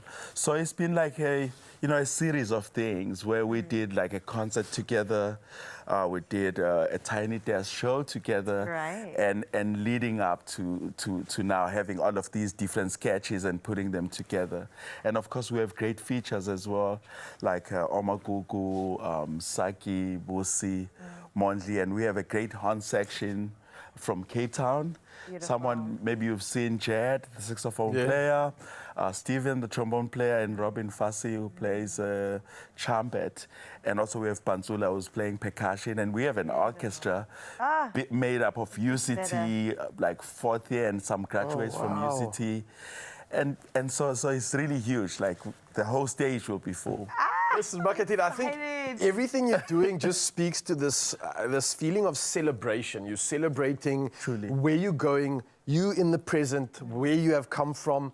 And I think this is so reflective of what we head into this weekend. We have 31 years of democracy, and I'm sure you're very aware of the current state of the nation and where we've come from, the sacrifices that have been made. Through music, I think it has this ability to heal, to reconcile, and to look beyond. For you, though, what do you think your music will represent as we almost kind of head into this 31-year anniversary of Freedom Day? I really feel like there's a closer connection that we are actually even paying attention to.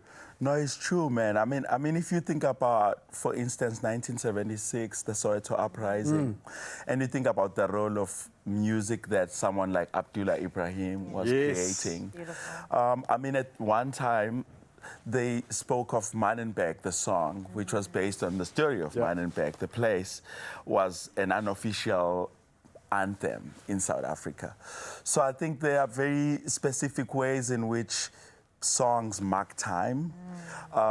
Back then, people used to say, you know, they're a backdrop for very specific happenings and histories.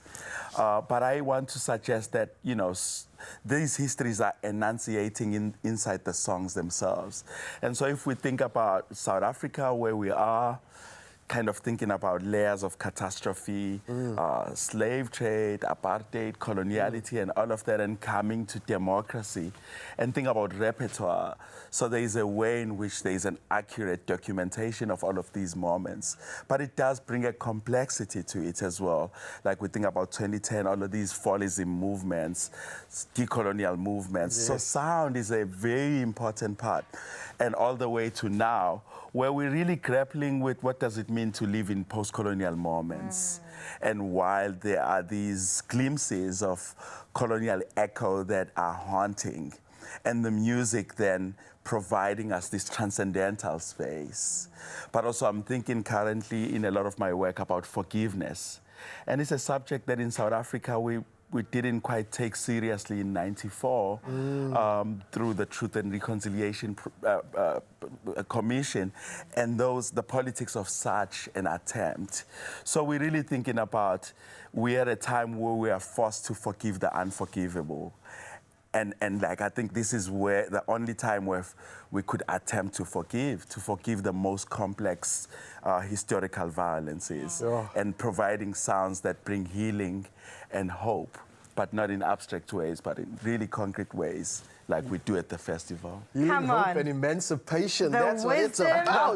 is apparent. Thank you so much. Bonga I man. have gotten so much, and the fact that I'm going to get more later on the stage is even more mind-blowing. I mean, you are so generous in your wisdom, and thank you so much for sharing the space with us today. That was really beautiful.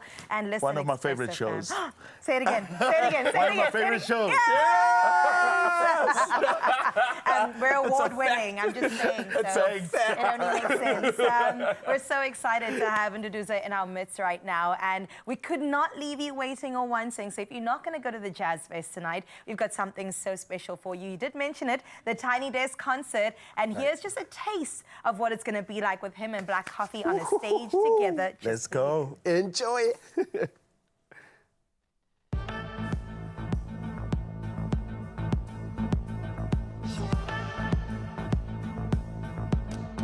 Someone broke up. Body hurts. Salty, salty, salty. Too much flavor. Someone broke up. Body hurts. Salty, salty, salty. Too much flavor. I know you're hurting. He did you dirty. Full of love and happiness, he left you messy. You got the message. He did not deserve you. You were sweet once before he turned you bitter. You can do better. I'm right here with you. Just jump and crop him till he's out the picture. Let me help you pick up all of those pieces. You're better off without him. Someone broke her. Badly hurt her. Salty, salty, salty. Too much flavor. Someone broke her. Badly hurt her. Salty, salty, salty. Too much flavor. Tomato. Make up your mind the same way you beat your face. I want to know you have to give not just a take. I got enough drip to wash your pain away. Your heart and mind same BPM and a scale. The feeling is mutual, baby, don't fight it.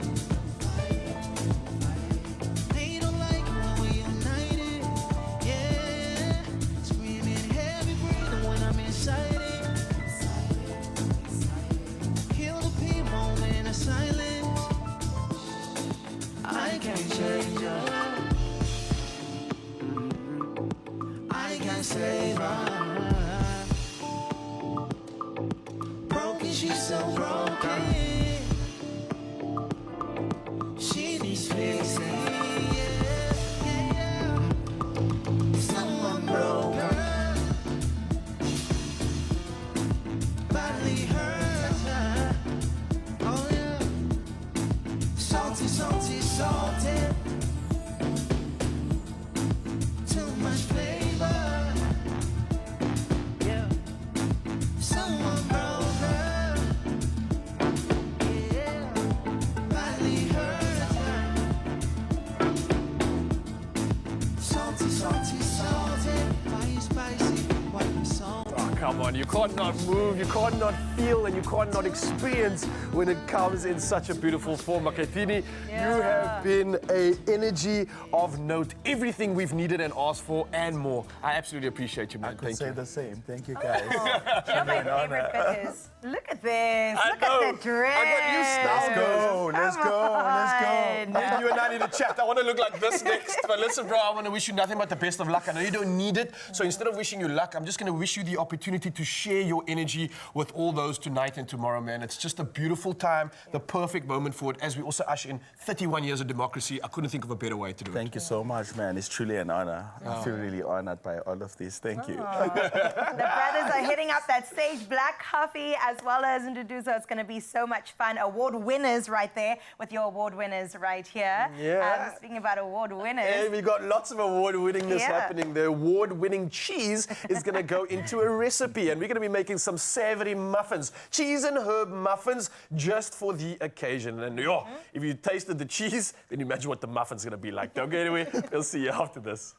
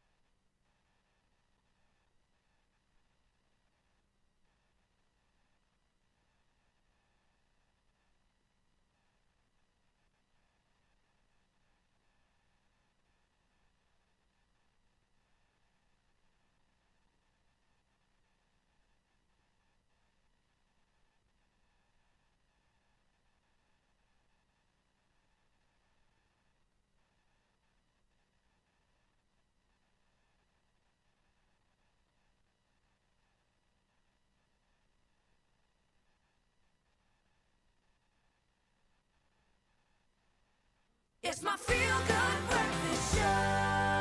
Yes, it is your Feel Good Breakfast Show, and on this Friday, we're going to make you feel even better. We're about to call in somebody very special, and we've seen some big wins and even bigger reactions on the Bacomo Powerball, and the thrill of it all, it definitely continues with our next lucky player on the line, ready to take their shot at winning the remaining prizes. Now, Felicity Moses, good morning to you. Good morning. How are you doing, Felicity? How's your Friday? I'm good, and you? My Friday is very nice. Oh, I'm so good, Felicity. I'm going to try to take your Friday from a nice to an excellent, okay? Tell me this, though. What have you had for breakfast already this morning? I had Bacomo oats. Yes, I do love Bacomo oats. How do you like your oats? Do you do milk? Do you do water? I eat it with milk. Me too, Felicity. You're speaking my language. I love this. Well, Felicity, you stand a chance to win so much today. And like I said, I want to take your day from a nice to a fantastic. So we're going to bring in our bowl spinner as you select one of the letters. Now, one of our O's have already been taken. So you still have B, O, K, M, and another O. So Felicity, which letter are you going to go for? I'm going to go for M. M. Well, bring in our bowl spinner to turn around the M. Okay, Felicity, I hope you're ready to get something incredible. In 3, 2, 1. Felicity, you've just won a Bacomo cereals hamper. Yes. Oh, we love your energy, Felicity. How are you feeling right now? I'm so excited. My Friday is really amazing. Oh my goodness.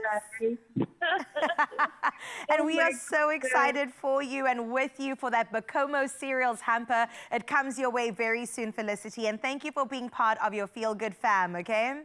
Thank you so much. Oh my goodness, that is so incredibly special. I mean, as you saw a little bit earlier, we gave away 1 year's supply of Bacomo cereal, and then now we gave away a Bacomo cereals hamper, and we still have a couple more letters to go, and of course, our bowl spinning will continue right here on your Feel Good Breakfast Show. We can't wait. 2 winners down, 1 more to go. I wonder where we'll go to next. Well, you don't have to wonder too long because we are about to bring in that last winner in just a bit. But before we do, let's fill up your appetites again because, listen, we spoke about the award-winning cheese, but let's make something beautiful with it and something beautifully nostalgic about the smell of cheese and herbs. It's something about baking it in the oven that kind of just reminds me of good times at home. You knew when baking was going on, it was a special occasion like a birthday or a celebration. So this is a reminder of all those moments. And I think as we celebrate Freedom Day, what a better way to honor the spirit of unity and togetherness than with a batch of these hearty, savory cheese and herb muffins. And of course, Carissa's here to join me on this one. Unity and togetherness. Yes, let's do exactly that. Are you a fan of muffins? I love a muffin. A moist muffin is my favorite kind of muffin. Savory muffins, I don't have that much experience with, but why not? Why not? And I think these are cool because people often think that you can eat muffins only as a dessert. But if you make them savory, then it becomes like a breakfast. Ooh. It becomes a health muffin. Come on. It is healthy. Let's do exactly that. Again, we're using some award-winning cheeses for this one. And it's really simple. So I'm going to ask you on your side if you can get going with the wet. I'll work on the dry. And the wet's really simple. You've got some whipped milk and cream in there. We've got some oil. We've got eggs. All of that can go into it. And that's pretty much as simple as the wet part is. While I move over to the dry, and you can just start whisking that up in the meantime. I will whisk that away for you. Yeah. On the dry side here, we got some flour, we got baking powder, salt, mixed herbs going in as well, and then some salt and pepper. And then what I am going to do, because, I mean, it's staring at me and it's looking so good. You should taste it. This award-winning cheese right here. I'm not just going to taste it, but I'm going to add it to the dry mix as well. And it's something that is really going to work with so many recipes. We've seen all the different cheeses that you can use, and this is something absolutely exceptional. Don't hold back. You better use all that cheese, Ryle. I will. Well, look. This is something that I actually didn't mention. I'm going to keep a little bit at the end. You don't have to do this, right? But if you want to, you can keep a bit of the cheese at the end and then sprinkle it on top of the muffin. Okay, I love that idea. That little crispy layer. Yes. You don't have to do that. I mean, we didn't do it in our recipe, but it's something that you can definitely add as a little bit of that little pizzazz. That's a pro tip. Yeah, we're using the white mature cheddar for this one. One of the many award-winning What did you cheeses say, like 85, 86? 85 awards. It's insane. And we're talking about over 1,000 entries. So we basically took all of them. All of them, literally. Okay, so we've got the wet, we've got the dry, and now we're going to combine them all together. Easy peasy. Simple as this. And then while we are, because we are practicing unity, we're going to mix that together as well and unify the wet and the dry. Unify them. Yeah. In the name of peace and freedom. I'm also still reflecting on Makatini. I mean, the amount of wisdom that he shared earlier. I'm still processing a lot of what he's mentioned. But I think it's so true that we are entering a time in our nation where we are still dealing with healing. Yep. We're still dealing with trying to emancipate ourselves and unshackle ourselves from all the burdens of the past. So as much as it is a celebration, I think it's a great time to reflect on how far we've come and how much more work we still can do and what we can impact while doing it.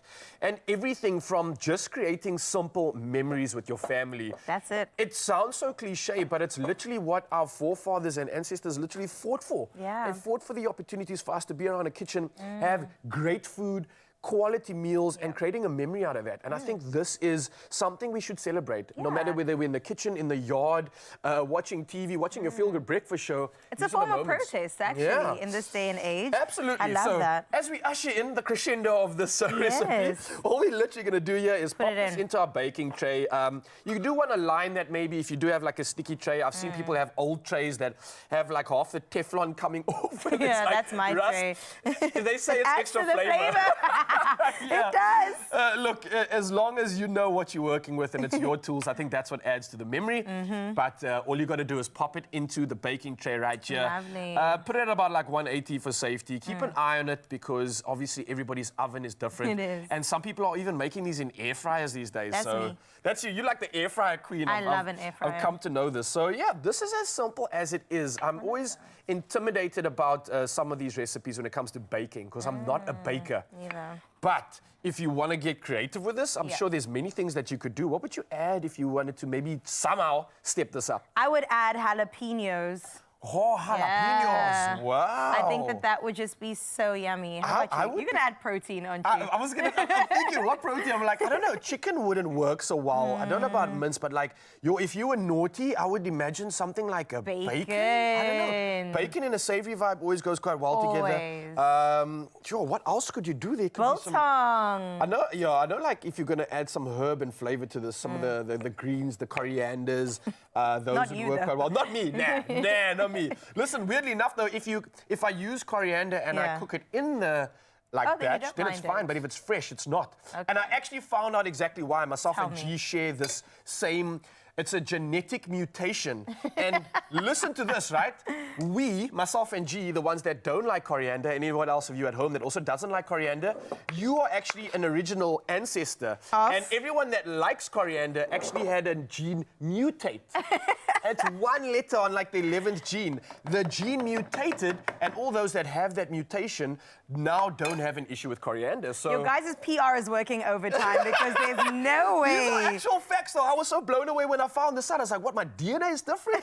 What? Listen, it tastes amazing, and it's a great additive to many recipes. But right now, we're just going to talk about the cheese. And as you've seen, we've been naughty and added the cheese to the top of this, so you're just going to get that little bit of a crusty layer. I like that idea. Good cheese on the inside as well. And here's another tip, and this is not mine. This is obviously from Tiff, and she's amazing when it comes to everything. Tiffany says, sometimes the cheese that's in the batter and in the mix can sink to the bottom. So what you want to do is actually take the cheese and rub it in some flour. And that stops the cheese from sinking down and welling at the bottom of the muffin. That's a great idea. How cool is that? So go, Mzanze. I know this is not the culinary hotline bling, but we're coming at you with some conundrums to solve. And what we are also using right now, I've got to grab this one because this was my favorite from earlier. That one. I'm going to have that one. This is the oak smoked Stanford cheese. Oh my word, I had this earlier. It is incredible, and we are adding this to our muffins. Obviously because we are. we can. And adding one to my mouth. That's so good, right? It's so I don't good. blame you at all. So again, reminder, obviously you can get the cheese at Woolworths and you can get it in-store online on the app. But if you want the recipe, then you're going to head over to expressoshow.com. That's fantastic. I wanted to taste our version, but we haven't made our version. We've got the plain ones over there if you really want to tuck into, but you'll keep that for the rest of the studio. These are ours. We are booking these ones for ourselves right here. Listen, you don't need to go anywhere, Mzansi. We're going to carry on with all the fun in the kitchen. We'll actually be right back here with some soup, and we've got some broccoli soup at that. I think as we head into the colder seasons, this is the perfect time to get some hearty meals in. So we're going to do just that. We've also got some more competition winners to announce. We've got 2 of 3. So one Imagine. more. Yeah, and one there's more. still so many prizes to go. You are just winning today, and that's because you made the best decision to tune into your Feel Good Breakfast Show. Get yourself some cheese and, yes, celebrate the weekend. Nicely done. Let's pop it in the oven.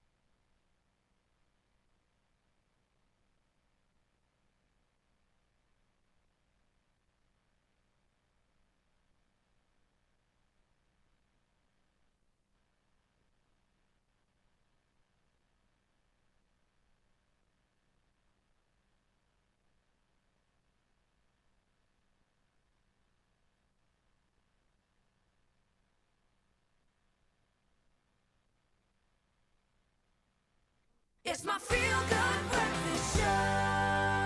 Oh, yes, Suzazi, welcome back. Your Feel Good Breakfast Show and a celebration of note this Friday as we bring in beautiful guests, great food, and approaching Freedom Day, which is this Sunday. So South Africa prepares to mark 31 years since that defining moment when all citizens, regardless of race, could vote in a democratic election. And April the 27th, 1994, changed the course of our country forever. Incredible. 31 years ago was just yesterday, but that historic day wasn't won overnight. Yeah. Behind every ballot cast was a generation of fearless men and women who risked everything to fight for justice and equality and also dignity.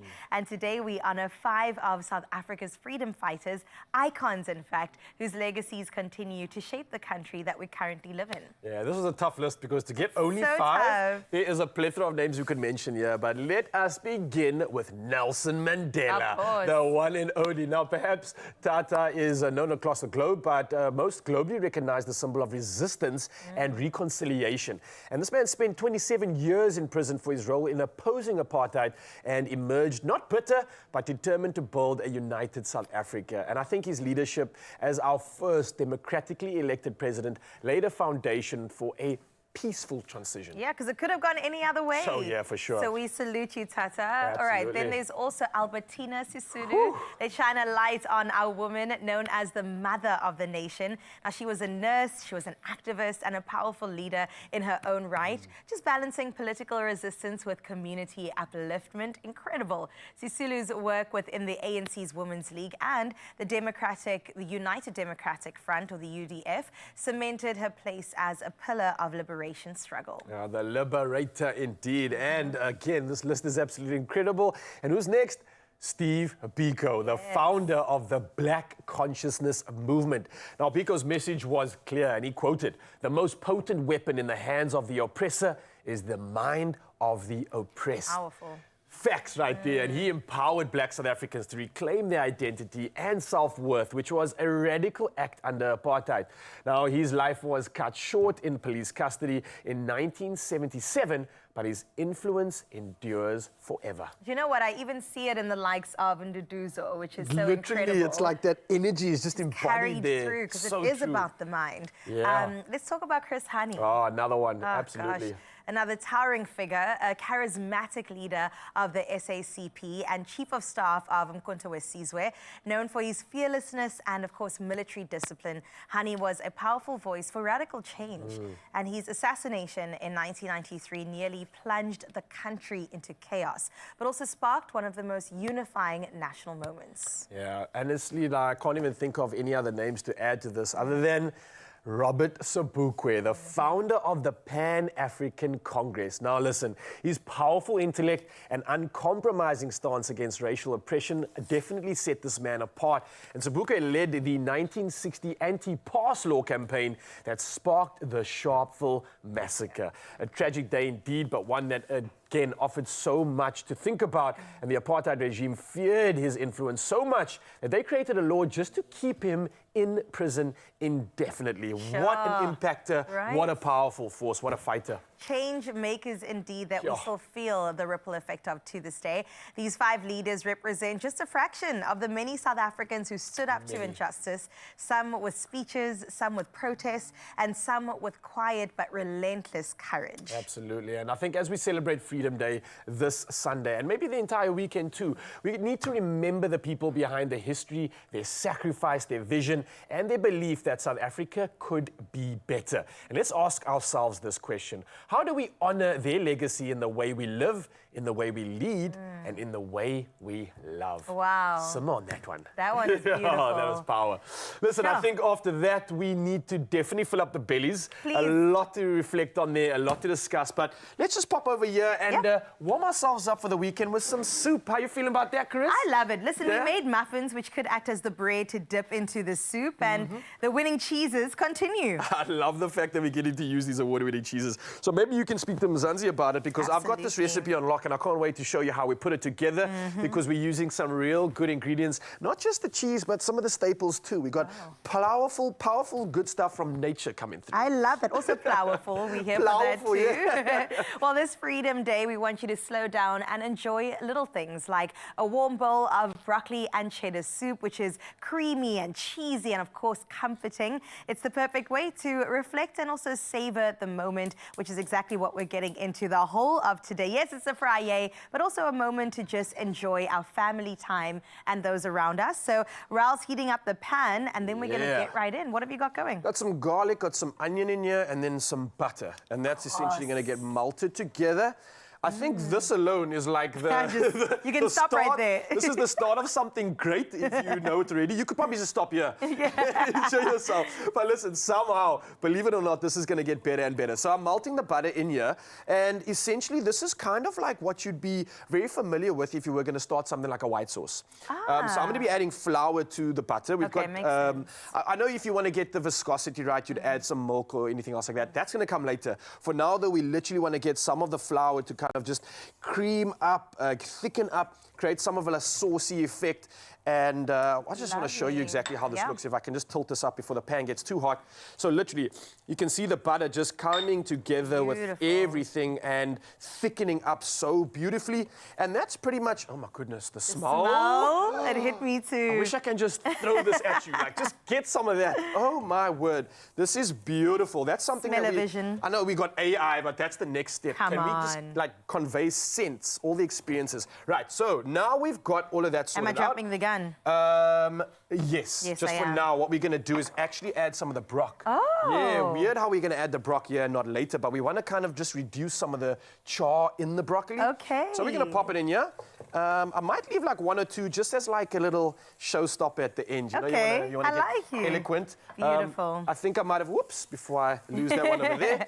And Fallen again, what soldier. happens here is that I love how the butter kind of just absorbs with all the little hairs and the fronds of the broccoli. So you're going to get it to absorb in a beautiful way. And it's going to make something like this veg soften up, beautifully absorb into the soup and clearly make it a soup worth enjoying. All right, so we've got the brock in there. We're going to add some stock to this now. Veg stock is perfect for this one. You can use any stock that you do prefer, but I'd highly suggest you go with that because it does just work with the flavors so perfectly. And then once we kind of got this worked up and going, we're going to add both some milk and then some cream to this just to get it to thicken up. Yes. And then, of course, we are using our mature cheddar cheese. This has been matured for 6 months. So you're going to get absolute quality coming out of this one over here. love. Yep. Now, That's so good. Smooth and savory. I always buy these big blocks of cheese, even though there's only 2 of us in the house, because we run through cheese. And as a lactose intolerant girly, I shouldn't. you? But Wow. hey, man, I risk it for award-winning cheese every time. How long would a block like that last you? You know what? We actually do split it and then freeze half and then grate the other Okay. half. You can definitely freeze I've never cheese. frozen cheese, actually. How does it, what happens when you defrost it? Does it just end up like Regular. cheese? Do you not? I We thought it froze would get cheese brittle or throughout something. my. Nah, depending on how you do, you have to let it defrost. Hey, you have nice to leave tip. it. I like yeah. that. Okay, we thank freeze you. all our cheeses. Like I buy in bulk, especially There's the Woolies always cheese. has these deals, 2 for these 2 blocks for a good price. Got you. And then we freeze them. All right, so just to get back to the recipe, yeah, I've added some mustard powder. I forgot to Oh, actually mention that. That's lovely. just going to kind of balance out a lot of the flavors here. But if you look at this now, I'm scared to touch this pan in case it gets too hot. There we go. I want you guys to see this. Look how creamy, look how good this looks. Oh, man. And we're not even done with this because we're still going to now add some of our milk, add some of our milk cream, and the cream. and our cheese. And this is going to turn this Do into something. a worthy soup like no other. So thank you for assisting me here. About 500 mils of milk going in there. That's about 2 cups, I think. And the cream? And the cream can go in as well. Just thicken that up. And then we're going to start adding that Wow. cheese in there slowly so they can start melting in and really bringing this thing to life. I don't think you need to add all the cheese at once Yeah. because as you added that milk, it's cooled down. So you might just end up with a globule again. So slowly add it in, slowly Right. keep stirring it, just like you would a white sauce Exactly, or a a cheese sauce. roux, A roux, yes. exactly, that's the word, a roux. That's what I was trying to get to. And you'll slowly see this thing start to thicken up. You'll start to see see all that mature cheddar come to life in such a beautiful way. But the flavor of this one is absolutely phenomenal. Literally take your time with this, keep an eye on it. And I think the longer you do this, the better your house is going to smell. And that means the more people are going to love coming to you, spending time, having a good conversation and creating good memories. But that's pretty much how simple this recipe is. And add some cheese. We can keep that going. Once you're done with this, don't forget you got some brock at the end that you can then add as like a little garnish. Would you blend this or would you eat it just as So for me personally, I love the fact that you can keep this rustic and you can have a chewy sensation. I love like having texture in my meal. So just slurping up a soup is cool, but if I can slurp and get some chew in, hey, that's a double win for me. So you can definitely blend this if you wanted to get a finer texture. If you don't like chewing, then that's for you. Or maybe you want to have this for lunch and just sip it up out of like a glass or a jar or something, then you definitely can. But check at us, unifying here, getting the cheese added as we carry on with this recipe. And again, Zanzi, it's so much fun, so much flavor you can add to the home and memories at that as well. So expressotoshow.com is where you get it. Oh my goodness, we've had so many incredible recipes this week for the cold days, for the warm days, for the parties, for the long weekend, and I'm so excited that I can add this. I'm a soup girly. Are you? I'm a soup girly. Oh, this is a winner. I think you're going to love this. This is a winner for sure. Absolutely. Yum. So I'm just adding in some more cheese to this. Obviously, we prepared something over there which has been finely blended up. You can see that texture change, obviously, from what it looks like in the pan here to this. They did add the... We've got the cheese, we've got some croutons in there. This and is then nice we've also got some of that fresh brock. I love the texture though, hey? Nice and thick. That is so rich, indulgent, luxurious. Oh, velvety. It is perfect. Oh, the words coming out of your mouth is like poetry, Mzansi. Obviously, get it at expressoshow.com. Carry on sticking around here. Don't go anywhere. We've still got another hour to celebrate Freedom Day. And we're going to talk about the opportunity that you might have for this long weekend to make a holiday. And we've got destinations that you might love to do just that. So we're going to plug you in on those destinations. And then we also got some entertainment coming your way. Performances from Son of Old. So Mzansi, you're in for a treat. Another hour of the good stuff to celebrate and usher us into Freedom Day. See you soon. Is that good, huh? I can't eat some.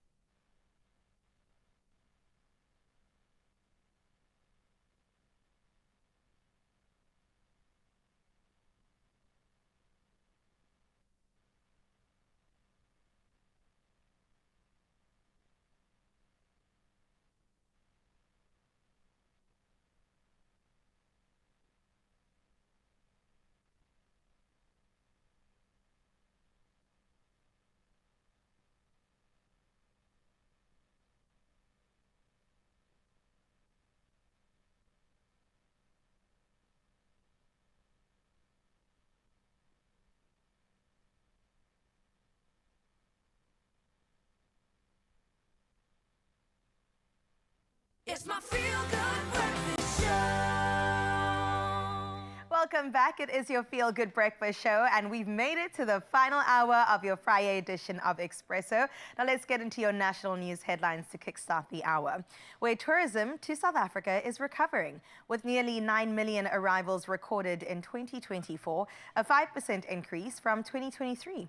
Tourism Minister Patricia de Lille shared the upbeat news at a Durban briefing ahead of next month's Africa Travel Indaba. Now, despite the rise, numbers remain just shy of pre-COVID figures. Dalil says government targets 15 million tourists by 2030 and called on partnerships with the private sector and communities. Encouragingly, 1.8 million visitors were recorded in just January and February 2025. In other local news, Finance Minister Enoch Godongwana has scrapped the proposed VAT increase from 15% to 15.5%, which was set for the 1st of May. And this follows intense consumer backlash, legal threats and political pressure. Treasury confirmed the VAT rate will remain unchanged. Instead, the rates and monetary amounts and amendment of revenue laws bill will be introduced soon. Now, Treasury says the decision follows extensive consultations with political parties and parliamentary recommendations, marking a rare but welcome government U-turn. In your international news making headlines, Al-Shabaab fighters have seized control of Wagadahi town in central Somalia after intense fighting with government troops, clan forces and special units. The base is strategically located on the key route linking Mogadishu to Galmudug. Government sources deny the militants took over the base, claiming over 40 militants were killed. Now, Al-Shabaab's campaign to gain territory continues despite counterattacks, with 12 pro-government fighters reportedly killed in yesterday's battle. Meanwhile, a Russian missile and drone strike on Kiev killed 12 people and injured 90 in the year's largest assault on Ukraine's capital. Now, in a rare direct rebuke, Donald Trump told Vladimir Putin to, quote, stop the attacks, calling them poorly timed amid peace talks. While Trump remains a softer stance toward Putin, he chastised President Zelensky for repeating that Kiev would not recognize Russia's occupation of Crimea. The White House has threatened to abandon its mediation efforts if no progress is made soon. Let's shine a light back on South Africa, where on Sunday, South Africa marks 31 years of democracy with the celebration of Freedom Day. The official national event will be held at AJ Swanepoel Stadium in Ermelo, Mpumalanga, with cultural performances and addresses by dignitaries. Across the country, communities will come together for parades, music festivals and family braais, celebrating unity, resilience and the values of democracy. In Cape Town, the Cadets Freedom Swim will see brave swimmers crossing the icy Atlantic from Robben Island to Big Bay, a powerful tribute to the journey from oppression to freedom. And with Monday declared a public holiday, South Africans can look forward to a long weekend to reflect and celebrate liberty and, of course, the start of a week-long school break. We definitely do it right here in Mzansi, so I hope that you will enjoy every minute of it. So where we leave your news for this morning, let's head into your final sports and traffic.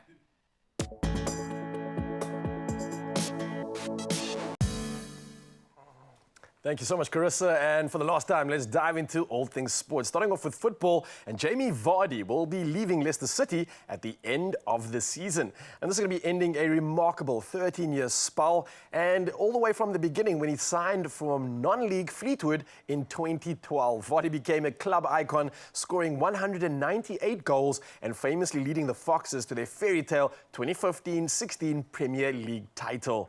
Now, despite another relegation this season, the 38-year-old exits as Leicester's greatest modern player, still chasing a 200-goal milestone with 5 games left. Well, definitely wishing he can crack that milestone, but we move to the world of tennis now. And Carlos Alcaraz withdrew from the Madrid Open with a thigh injury sustained during his Barcelona Open final loss to Holger Rune. Now, the world number 3 is focusing on recovery for the French Open, which is set to start in late May. Now, despite missing Madrid, Alcaraz remains hopeful about competing in Rome ahead of Roland Garros. Well, we now move to the world of cricket, and Josh Hazlewood's 4 for 33 led Royal Challengers Bengaluru to a thrilling 11-run win over Rajasthan Royals in the IPL. Now, Virat Kohli struck 70 runs, while Dhruv Jurel's late 47-run innings threatened a heist, but Hazlewood's death over composure sealed it. Now, Royal Challengers Bengaluru now top the table as Rajasthan's playoff hopes continue to fade. Well, we move back to the world of football, and Bologna booked their spot in the Coppa Italia final with a commanding 2-1 win over Empoli, now sealing a 5-1 aggregate triumph. On top of this, Giovanni Fabian opened the scoring early, and Victor Kovalenko hit back, but Bologna stayed in control, with Piers Dalinga's late header wrapping up a confident semi-final performance. Well, that's a wrap-up from the world of sport. For now, though, one last chance to see how we can serve you for traffic ahead of the long weekend. Let's go.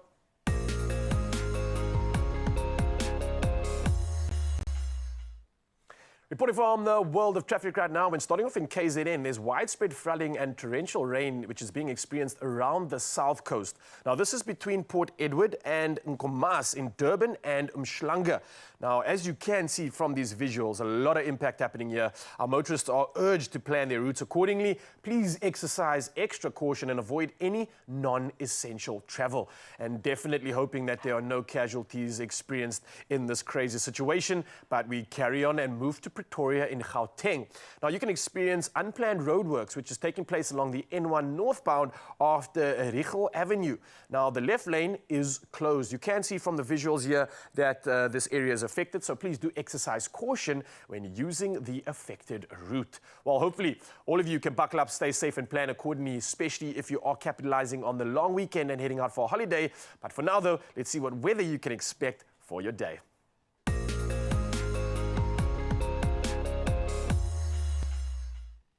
Hey, and we welcome Nature Boy for this one as we dive into our weather report. And the South African Weather Service has issued a yellow level 4 warning for disruptive rain alongside KwaZulu-Natal's coast and interior. Now, there's flooding of roads, bridges and low-lying settlements, which is definitely going to be expected. And on top of this, a yellow level 2 warning is also in place for parts of the Eastern Cape. But meanwhile, fire danger looms over Namakwa in the Northern Cape and Matsikama in the Western Cape. Now, all along with the Vaal Dam, which is now over 113%, and Bloemhof is sitting at 107% capacity. And that the Department of Water and Sanitation has opened a 6th sluice gate at Vaal and increased outflows at Bloemhof. Now, downstream, flooding is likely as riverbanks are overtopped in flood-prone areas. Well, a lot to deal with, but definitely hoping everyone can stay safe this long weekend. And hopefully this picture can give us the energy for exactly that. Mercia coming through from Kariga. And wow, Mercia, this is amazing. A beautiful shot just as the sun peeks through the horizon. I love all the trees in the foreground. We've got nature, we've got clouds, we've got all the beauty. And hopefully you'll be capitalizing on this on the weekend. You can expect 25 degrees Celsius. It's looking like a beautiful day. And again, Mzansi, remind you, let's do it all again next week, Monday. It's going to be Freedom Day, so share your sunrise view with us. It's 063-036-9649. We'd love to see your view wherever you are in the country or the world. One last time, let's see what temperatures you can expect to usher us into the weekend.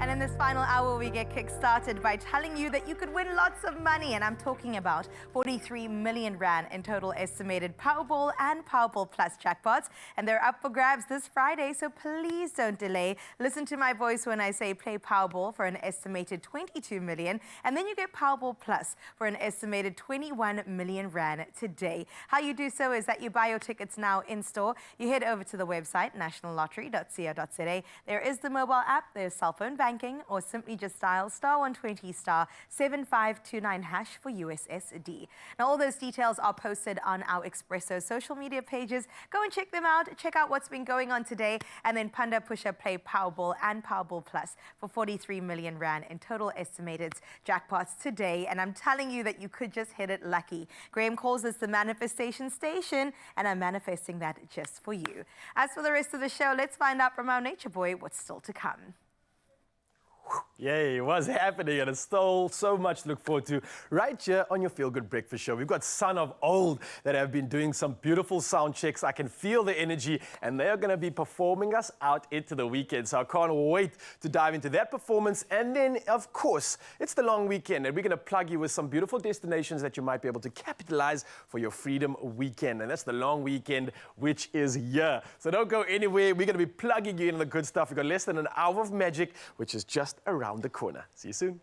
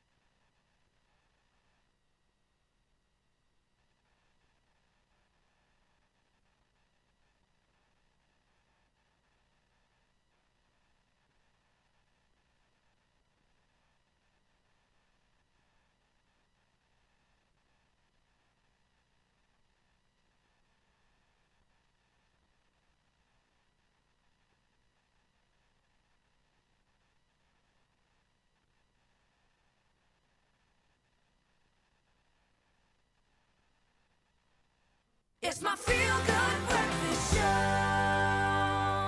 Oh, yes. Mzansi, welcome back. Your Feel Good Breakfast Show. And come on, can we just have a moment to breathe, take in everything that's happened this morning? Wow. There's been so much that we've been celebrating, so much incredible food, award-winning cheese. We had Makatini, award-winning composer, everything else. The Jazz Festival's happening this weekend. I mean, what else is going down? Well, there's still more to come, can you imagine? Because as we approach Freedom Day this Sunday, we're reminded that 31 years ago, millions of South Africans lined up to vote for the very first time in a free and democratic country. That all went down on April the 27th in 1994, and to this day remains one of the most powerful moments in our nation's history. Absolutely, something that we are all still reflecting on and trying to do the most. And what better way to honor that story than by stepping into the places that bring our history to life. Now, everything from museums to monuments, these spaces carry the spirit of resistance, remembrance, and renewal. All our favorite R words. I love it. Well, let's start in Johannesburg at the iconic Apartheid Museum. It's not just a walk through our painful past, it actually is a deep dive into the triumph of our human spirit. And with powerful exhibitions and real footage from the struggles over the years, it's a must visit for anyone wanting to understand just how far we've come. And I've been there. It really is incredible. It's a bit emotional, I think. It's very moving. Very moving. That one and Vilakazi Street. So if you're in Jersey, do both of them because it will tie together the history so beautifully. Yeah, offer you a perspective like you never 100%. thought you could. Now, if you are in Cape Town, why not make time to visit Robben Island? Remember, this is a UNESCO World Heritage Site, and this is where Tata Madiba, Nelson Mandela, and other political prisoners were held. And it offers tours led by former inmates as well, which is really awesome. And it's a haunting yet humbling experience, and one that really hits home on Freedom Day especially. I found that many locals don't actually do it and they haven't visited. Literally. Yeah, I only think went for the first time like a year ago. And if it wasn't for like your school project or 100%. outing, you would never have gone. And it's literally on our doorstep, a beautiful, incredible piece of history. Yeah. People are doing freedom swims as well. I think it's happening on Monday or this weekend as well. So good luck to those that are making an attempt on that swim. I know they go from Robben Island to Blouberg. Incredible. It's insane to say the least. But I mean, come on, if you are out in Cape Town, why have you not taken in that piece of history? You must definitely do that. Now we head over to KwaZulu-Natal, where the Kwamuhle Museum in Durban gives voice to the stories of black workers under the apartheid regime and those who built the cities but were often invisible in the narrative. Now, it's intimate, it's moving, and a powerful reminder of our resilience as a nation. Resilience is a word that never gets used enough in this country. But apart from that, in the Eastern Cape, hey, listen to this. Is a visit to Steve Biko Center in Ginsberg, which is near King Williamstown.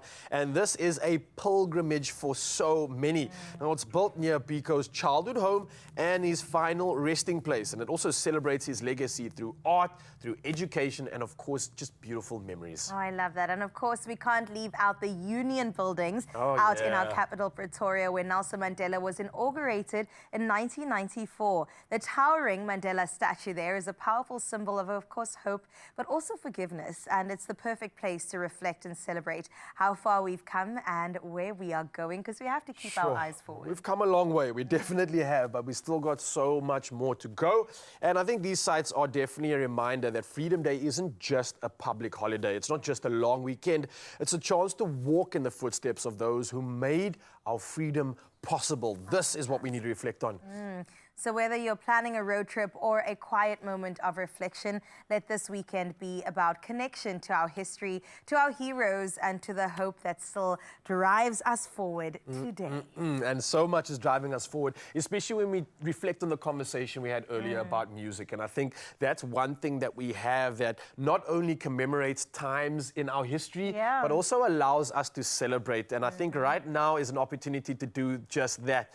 From platinum hits with Perez to climbing the Austrian indie charts with his latest project, we are about to bring in Son of Old. And Nick Olsen is back on home soil and ready to bring his powerful new sound to Cape Town. So joining us in studio this morning ahead of his performances in Cape Town this week, Nick is chatting about the evolution of his music, the magic behind his new album, Echoes from a Silent Hill, and the exciting reunion with fellow Perez bandmate Matt Wilkinson. I think with that intro, let's give him a feel-good welcome! Yeah! Fireworks! Explosions! Hello. Morning, bro. How you doing? Good. Yeah. Yeah? Good to be here. Yeah. It's early, but it's good.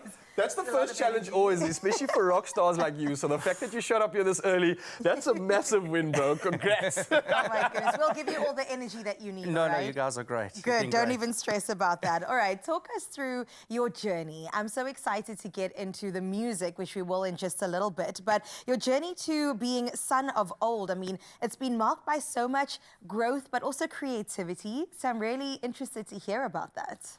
Yeah, I always wanted to be a musician. That was kind of my thing from when I was small.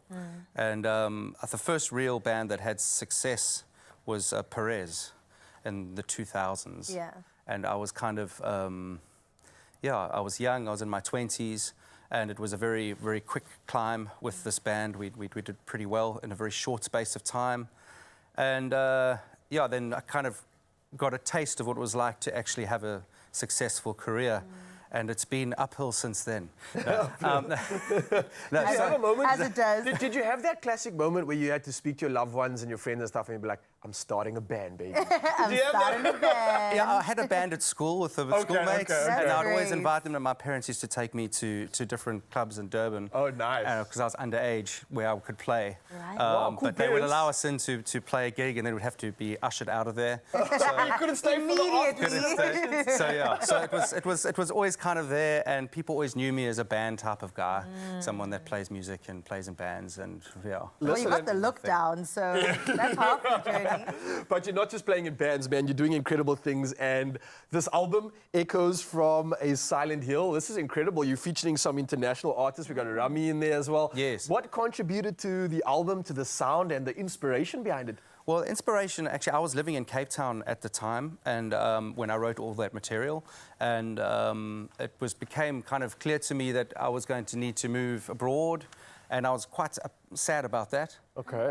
And so I decided I need to record this album, and the Silent Hill is a reflection on Cape Town. So it's really about Cape Town City and my experience here. So that's what the album's kind of based on. And we were looking at the cover of it right now, right? It's kind of like, it looks like you had some sort of, I didn't think it was this one, but this is wilder than I thought. So is that almost like a lion's head in the background? Yes, maybe? that was a reference to the artist. Nice. So it's got that in the road, like a road that you travel. The eyes, I suppose. Somebody's watching me. I don't know, maybe. That guy was a fantastic artist. Cameron Loftstrand is the artist for that. So, I think it's so perfect, though, because if you didn't realize it, you literally have so many eyes on you as you're progressing through that journey, as you're conquering the hill. Yeah. So if you want some more like narrative on the album cover, I'm your guy, bro. I'll come for some spokesperson of Son of Old. I'd love to see it.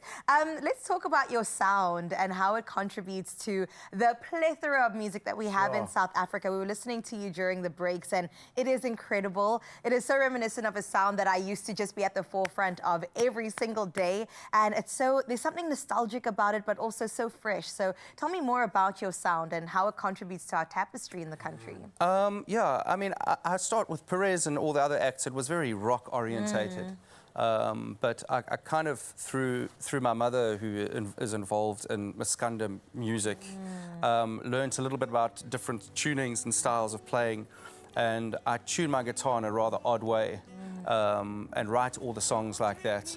And so I try to have that reference, but it's still firmly grounded in folk music and pop music and rock music and so. The coming together of folk Maskandi.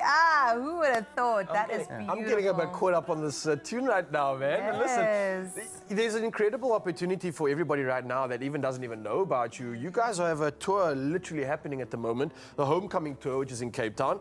What's it been like? Talk to me about it. And I'm sure people, after listening to you, want to still get some tickets if they can. Yeah, no, we're playing. We did some festival in KwaZulu-Natal, and then that was great, and a concert in Durban as well. And then now we're playing in Cape Town, and we're playing at Cafe Roo on Sunday. So it's a lovely, lovely day there, and I'm sure there's a few tickets available.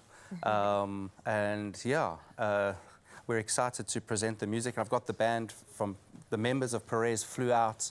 We actually did a little reunion at one of the festivals. So this is an international event. It's going to be kind of cool to be able to play this music I've done on my own with my friends from the band that kind of defined me a little bit in South Africa. And it's public holiday the next day, so no one's got any excuse. Yeah, and it's kind of an early show too. So I think it starts at like 7 or 6, between 6 and 7 that the doors open. So it's not a late one. But it'll be good fun. Yeah. And then also there's an after party that he's going to tell you about if you come to Cafe Roo, okay? And it's you're finally of age to stay there. Your parents take you home. And have a drink or two, that's allowed. It is Freedom Day on Monday, right? Yeah. And we are reflecting on the 31 years of democracy in South Africa. And when you think about freedom and freedom in your music or freedom in your movement, I mean, how does that contribute to your creative expression? Yeah, I think freedom is it's fundamental to being creative. Yeah. And of course, there's been a history where music was censored. And that's a big part of the liberation of South Africa. And from a musical perspective, there was a lot of music, from all over the world that was banned here. But in the end, there's that freedom, and there's also freedom in how there's a market out there, and if you want to make a living, you're never completely free because it's this constant fight. I think every musician you can ask has that. Right. So freedom is fundamental to things, but sometimes it's limited. The fight continues. Yeah, but I think that's part of the struggle, and that's part about being creative and doing cool things, and actually just thinking outside of the box. And I think that's where. I think we should change the narrative to it's the freedom to sustain yourself. And you have the option to do that in whichever way you choose. You're using your gifts to do that. And I think that's the challenge right there. Yeah, no, for sure. But it's a wonderful thing. And that's the struggle, and that's part of what life is about. Exactly. And we are not complaining because we get to hear incredible sounds, incredible music, and we get to celebrate this weekend. Cafe Roo this Sunday in Mzansi. And if you want more reason, then we got more reason because Son of Old is going to be performing in just a bit. So we've got every reason to maybe get those tickets if you're in Cape Town or follow them for their next events. And it's going to be like an international event at that. It's going to be beautiful to say the least. So it's not just that we're looking forward to, but a whole lot more, right? So much more. They're also going to be performing at House of Machines. So if Ooh. you are around the Cape Town city area, make sure that you also get yourself a seat there and enjoy it. And at Cafe Roo, of course, on Sunday. But we still have right here on your Feel Good Breakfast show, he's going to perform Sandoval. It's going to be absolutely incredible. And then, of course, our Bacomo Powerball, our final winner. Our final winner. What letters are going to be? We've got a B, a O, a K, and another O. But we need to find a winner. We'll see you after this.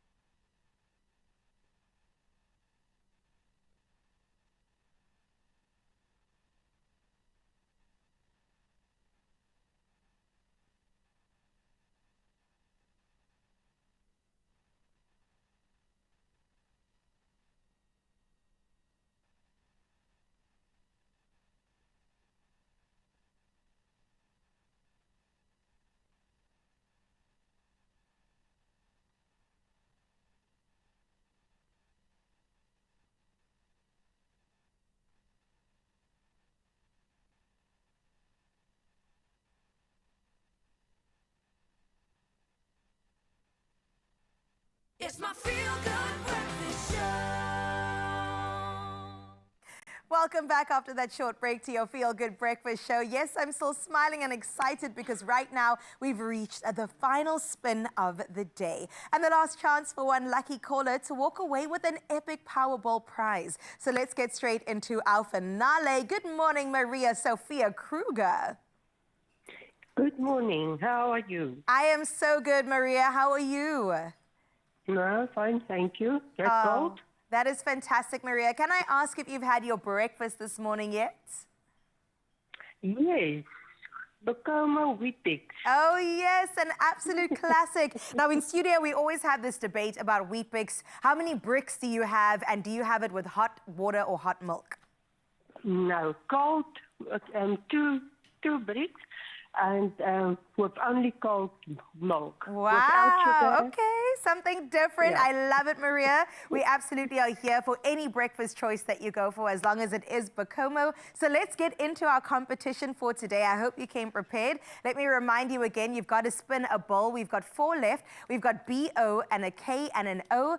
So Maria, it's over to you to let me know which bowl we are spinning today. K. We are spinning the K. Okay, we're spinning the K. Let's bring in our bowl spinner. All right, Lush. Whew. Let's build up the dramatics in order to get to our K. Well, Maria, let's count it down in 3, 2, 1. Maria, you got a 250 Rand Uber Eats voucher. Yes. Oh, thank you. Oh, my goodness, Maria. Can I tell you, your lunch or your dinner or this weekend's plans are sorted. You don't even have to cook. Imagine. Yeah, good. That is beautiful. That's so good. Do you have an idea of Yes. what kind of food you would love to order? Food to deliver. Oh, nice. Absolutely beautiful. No. I asked what do you say because I couldn't hear properly. So you're going to get a 250 Rand Uber Eats voucher. So it is a delivery service. So you can order from any restaurant on the app and it will come your way. Okay. Perfect. So you can either get a pasta or a pizza. Just know that you don't have to be in the kitchen, okay? Okay, that's wonderful. Awesome. Well done, Maria. Congratulations. And just like that, Expresso fam, another exciting round of the Bacomo Powerball is in the bag. We've given away incredible things. The voucher, as you heard now, 1 year supply of Bacomo cereal and a Bacomo cereals hamper. So please, with just 1 week left to enter, don't miss your chance to spin and win live right here on Expresso. And here's how to enter. Start your day with Bacomo and start winning. Enter the Bacomo Powerball competition and stand a chance to win your share of 3 million rand in cash and prizes. Buy any participating Bacomo cereal, upload your till slip to Bacomo's WhatsApp line at 074 666 0900 and you could be selected to play live on the Bacomo Powerball game show, where even bigger prizes await. Competition closes 4 May 2025. Entry details and T's and C's at bacomo.co.za.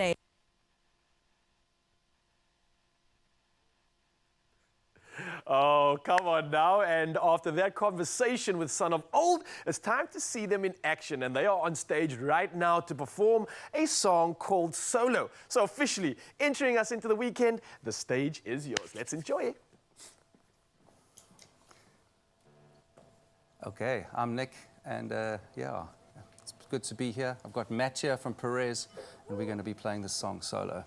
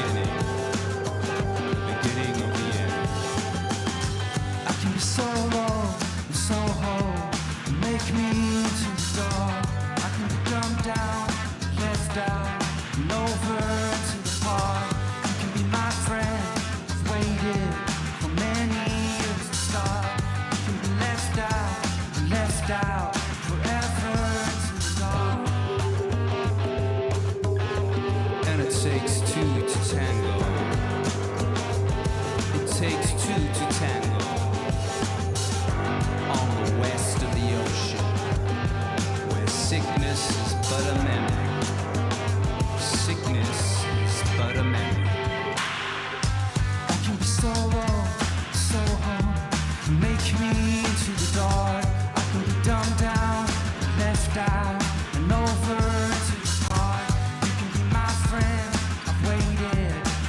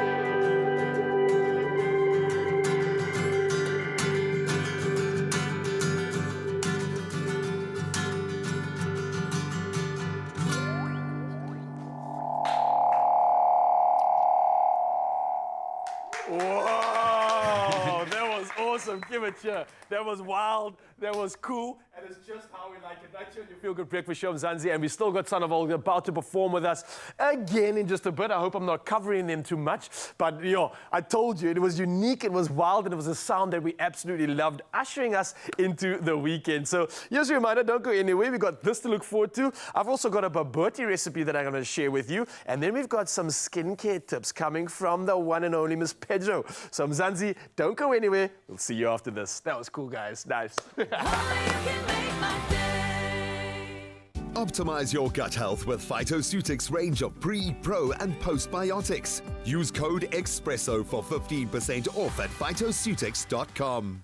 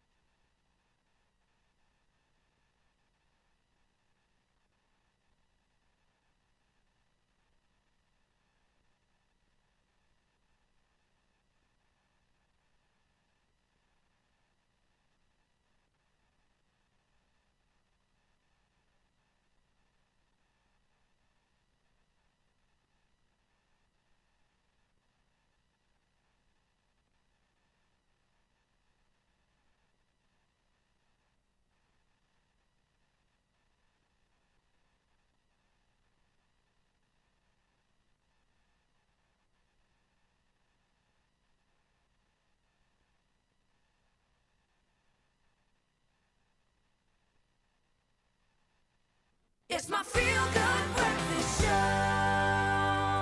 Welcome back to your Feel Good Breakfast Show. We're not only going to make you feel good, but also look good right now. Because whether you're chasing that radiant holiday glow or need a bath and body range designed to tackle those stubborn areas, W Beauty definitely has you covered. And we've got Meg Pedro back in the building to help us reveal some of her top beauty and body skincare secrets. And trust me, you don't want to miss a thing. So Meg, welcome back. Thank you for being here. I know you're covered up today, but I've got some open skin 100%. for you to work with. I did this just for you, but let's start with the basics. Why do you think it's important to follow a body care routine? It is the best form of self-love, right? It is our largest organ and the only organ that's actually on display all the time. And it really does mirror what's happening inside. So a lot of the time, just being able to take care of it and nourish it and, hydrate it, it's just that added glow. Absolutely. And I feel like as we get into the colder season as well, our skin Wow. automatically gets drier, scaly, crustier. So we definitely need to get into one of these ranges. But people do just generally struggle with some dryness, some stubborn areas as well. So what would you recommend for that? So Woolies has a specific range, which I'll call out as the intensive skin range. And what's great is that it's specifically formulated for skincare concerns. So whether you are acne prone, whether you have, specific dry areas or, spot control, this is your go-to. And this one right here? This absolutely, this whole section. Oh, the whole section. The whole section. Wow. So if we talk about body butters, because again, I think body butters and balms are perfect for this time of year, just to give that added hydration. I actually have put it on my hands. And I can feel. I love it. It so is soft. so lovely. And just to introduce this in your morning and in your evening, it's the perfect way to kind of start the day and end the day and wind down. So we've got various skincare concerns or, things that you want to focus on. So firming, we love that. We always want to firm up our skin. And there's specific, really environmentally conscious ingredients that go into this. So we stand behind sustainability through all of our beauty products, and that is absolutely something that we are screaming at.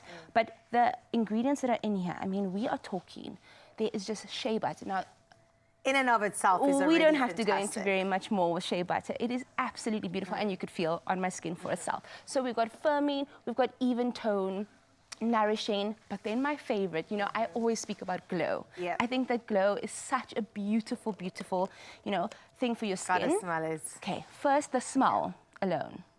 Oh. Okay. Why is that comforting? It is so, so beautiful.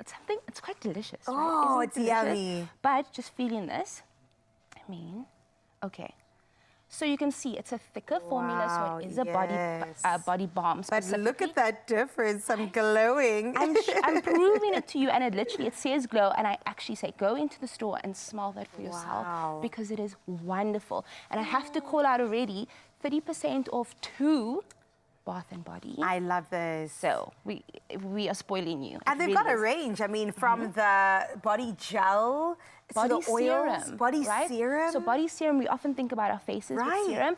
Body serum. So you are glowing all the way through, and then tissue oil for stretch marks, for skin, exactly. And this is such a great one. Also, what a great size, right? Like it's perfect for you.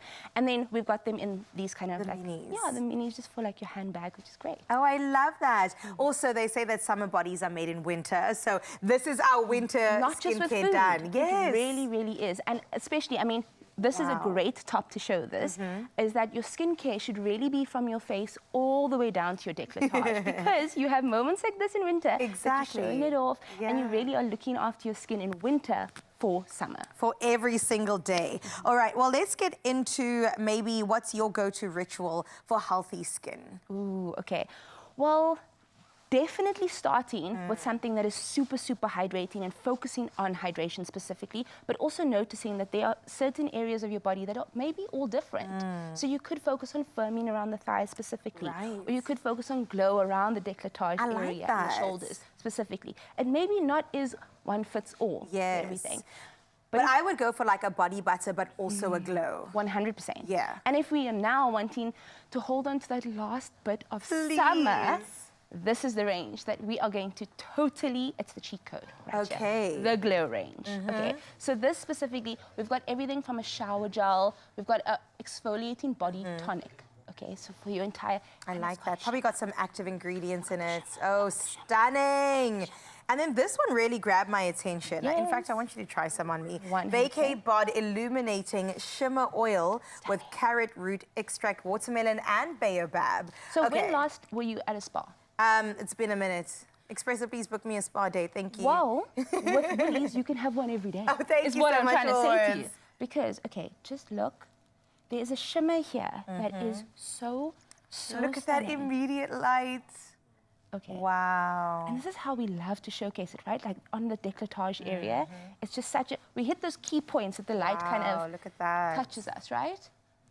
Exactly. All the high points. I usually, glow all year round because I do take care of my skin. I will say that. But I've been noticing that somebody around these parts just comes with the ashy elbows, ashy knuckles. Oh, no. So I gotta ask Raul to just also get some hydration. Now that we're here. You got something for Ashwin.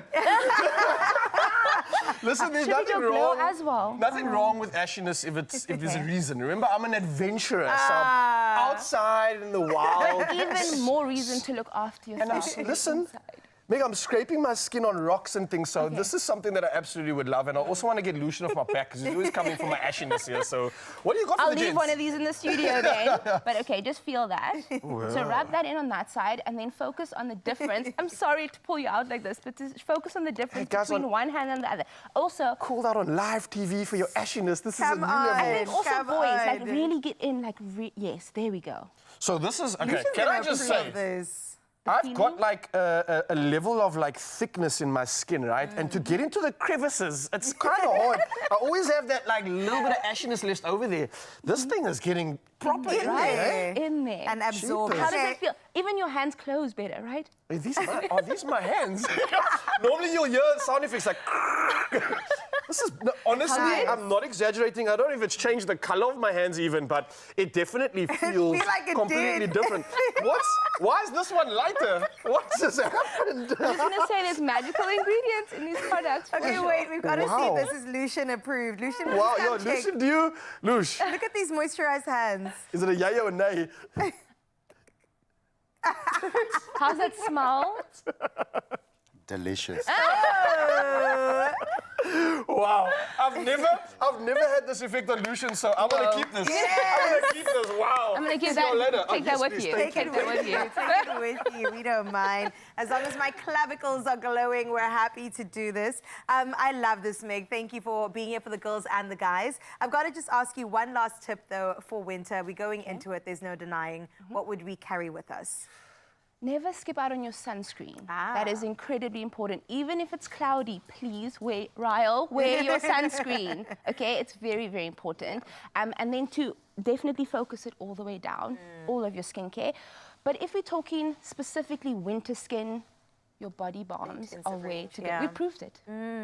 I love that, Meg. And you continue to prove time and time again that, yes, W Beauty has got our very moisturized backs, okay? So this is your time to shine. Get 30% off 2 selected W Beauty bath and body products. Shop this limited offer at Woolworths. You already know it's available in-store, online, and on the app. Listen, I thought that I'd show off these new hands in the kitchen now that I got a new glow. Well, hand, because I still need to get the other one going. But don't worry, because I'm going to give you a hand when it comes to putting a beautiful recipe together. And this is not just a recipe, and we're not just using a beautiful ingredient, but this is also a part of winter holidays and a part of a big nostalgia and memory of mine, especially when I grew up, man. Honestly, I would dodge a lot of schoolwork. I would dodge everything, but I wouldn't dodge this meal. It was that moment of like walking into the kitchen, smelling that sweet, spicy, you know, something's cooking with love kind of a smell. It's something that is pure nostalgia for me. And today we're going to be making my ultimate holiday meal. It's a baboti. Oh yeah, now it's straight from the heart and dripping in the good stuff. We've got Mrs. Ball's original chutney here to give us that sweetness and the good stuff. And I think it's all about, like I said, the nostalgia in this one. We're gonna get cooking and maybe sneak a spoon of chutney in while we're at it. And I want to ask Carissa to join me on this one here because fun must be had together with the ones you love and those close to you. Delicious, and I appeared automatically. How's your love for baboti, by the way? Do you know what? This is a relationship I'm mending. I don't love it. What? I didn't see that coming. I don't Why? love it. I don't know. I What don't know is if it it's a about it, by childhood the way? thing. I think it's like the egg custard and then it's the raisins. But I did have something last year. We were cooking and I made me and my friends baboti with Expresso. Ooh. Not bad. Okay. Not bad. Okay. Maybe you can convince me. Yeah, maybe this is the turning point for you, Carissa. Okay. And I think for me, why I'm making this meal is because I can't actually remember the last time I had baboti. My mom used to make all the sort of cultural, traditional foods, breedies, stews, curries, heiskos, and it was something that I absolutely loved. But it was the norm. So I would almost like crave other things. And now that I don't have it anymore, I'm like, whoa, I miss it. I loved what I had, and I'm so grateful for it. So I'm trying to try and see if I can bring some of that culture into my own home now. Nice. And learn some of these meals. So let's do this. You wanna help me out with this one? Of course. We've already got some onions being sautéed over there in the pan. And they look so good. Yeah, what we'll do is while you add some of these spices in, what I can maybe assist with is the garlic. Grating the garlic. I'm gonna get that all like grilled up, and I learned from in the week that I need to put the garlic in because I was doing this over the pan and being like, okay, cool, done. And then all of it was chilling over here. So we live and we learn. And like I said, I'm someone that has not been making the traditional foods at home. And I'm really, really hoping that I can incorporate some tradition, some nostalgia into my own home. Now that we're starting to hopefully create a family as well. So I look forward to hopefully passing the baton on. You And must. It's your responsibility. it is. You're absolutely right. So I've officially grated some garlic the right way. Yes, please. Pop that in there for you. And then we're going to talk about some more of the spices. Yeah, I think I've got coriander and cumin in. If I'm not Coriander, mistaken. cumin, we've got turmeric as well. We've got some curry, like paprika curry, in yeah. there. So all the spices that you generally would have in like a curry or a stewy type of a feel. Cinnamon. Oh, some warming spices. Look, it's the season, like we said. It's winter. We've got to warm us up. And warming up from the soul doesn't get better than with something like some good spices. This is smelling incredible so far. I know. The base is perfect. So what's next? We've still got a couple ingredients over here, which we're going to talk about in a bit. But I want to slowly start browning some of the meat here and also add this, which I'll talk about in a bit. I don't know about that one. You know what this is? Wet bread. Yeah, it's soaked bread, literally. So while you're adding that in, we're going to quickly start adding a couple of the ingredients. But if you guys saw a close-up on Chris's face, you'd be like, I don't want that bread either. Trust me, this is such a vital ingredient because if your mom ever made like homemade burgers, you know, when like Mama wants some burgers and then she makes fricadelles, literally. You know what? I hear you on the old fricadelle. bread, some of the crumbs or something in there, and I think that's what it's doing with the meat here, giving the bobotie some body, giving it some soul. So this is what you would soak and then squeeze, and it would end up looking like this. So this is post-soaked bread. That's going in there. You can mix it all up, and before the meat gets too cooked, we're going to start adding some of the tenderizers in and some of the flavor and the sweetness to it as well. So we've got some vinegar here. We've spoken about how this kind of like is a real tenderizer. Yeah, throw it in. So we're going to mix that up in there. And thank you for managing the pot there. Some tomato. This again is going to be, let me just grab a spoon here, make it a little bit easier for myself. This again is also going to tenderize. Yeah, that's tomato paste. Thank you for that. Perfect. Again, obviously you can get these ingredients and the recipe at expressoshow.com, but let us not forget how we bring the good sweetness in. Oh, yes, And we're using Mrs. Ball's original chutney for this one. Something that for me, I remember being used in this meal, both inside the meal, but also as a side, like as a dip or as something extra. And I think with Mrs. Ball's, it's been bringing bold flavor to South African kitchens since 1912. And it's still a pantry staple over a century later. Now, it's made with real juicy peaches and apricots, and it's an iconic chutney, delivering authentic taste with every spoonful. Now, whether you're pairing it with grilled meat, stirring it into stews, or spreading it on a toasted cheese sandwich, I think it's perfect for any occasion. And for me, just to bring back memories, That's this the one. is a Z1. I've been doing some meal prepping as well and like flashing mince, no spice or anything in it. And I literally just defrost it. I add Mrs. Balls to it and it just is perfect. Takes It's it so to the next convenient. level. Literally, and it's so convenient. And I'm literally not adding anything to it as well. Sorry, while we add it, let's just add some seasoning. salt and pepper, our final bit of seasoning. And then the debatable one. You know what? Raisins. I kind of get it now that we've added the Mrs. Balls. It's the idea about the bit of sweetness with the savory. So I'm not mad at the bursts of sweetness with the raisins. So you're going yay on the raisins. I'm coming to it. So I know online there's debates going around about whether we add raisins into our dishes or not. What would you do? I love raisins in everything. I love them in rusks. I love them in food. I love them in salads. Rum and raisin chocolate is your favorite. One of my favorites for sure. Or like raisin and nut in a chocolate as well. Fruit and nuts, I'm definitely, like I mentioned this constantly, a sucker for texture. And I love incorporating texture like this and sweetness into this. And I think with that, you're going to get all of that. You've got the sweetness coming through from the chutney, a little bit of the sultanas there.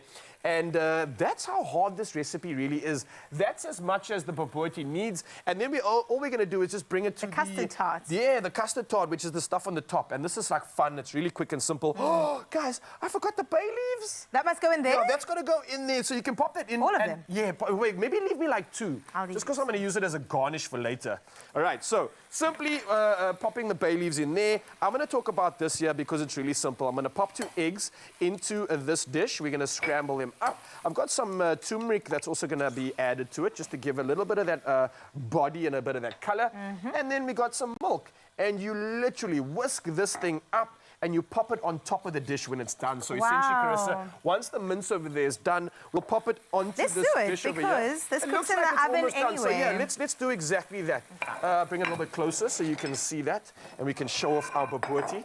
And while I whisk this up, you guys can be reminded to head over to expressoshow.com right now. Find all these steps, find all these nostalgic ingredients that you are going to love that we are putting into this recipe right now. And I've never seen a bobotie come together faster than this. quickly. Wow, I'm impressed. Concentrating so hard. Proud of us, and just like that, Carissa's just gonna flatten that One off nicely. Yeah. We're gonna do this. Yeah, we got All it, right. we got it, we got it, we got it, we got it. So, Carissa's flattening it up. Do you want to just I pour the will rest do of that this for over? you. I'm going to talk to you, Mzansi, because come on, I'm so proud of what we've done. We're creating authentic memories, and you can too. This is the kind of meal that makes your next or your text to your mom halfway through cooking just say, guess what, Mom? It's in the oven and it's on, and you're going to love it. So this is it. Warm, nostalgia, and absolutely loaded with the flavors we all grew up with. And if you've got a recipe that maybe brings the same kind of comfort and flavor, fireworks, well, Mrs. Balls is giving you the chance to win your share of 40,000 Rand. And here's how. Oh, I'm proud of us. Well Yeah, done. got to do the bay leaf decor. Oh, that looks good. Bring flavor to the table with Mrs. Balls this holiday season. Show us how you use Mrs. Balls chutney in your holiday meals, and you could win a share of 40,000 Rand. It's easy. Just comment on the competition post with your dish on Facebook and X. On Instagram, share your creation to your feed and tag us both. Don't forget to use the hashtags Mrs. Balls and bring your flavor to the table. So grab your favorite Mrs. Balls chutney, get creative in the kitchen, and let's bring the flavor to the table.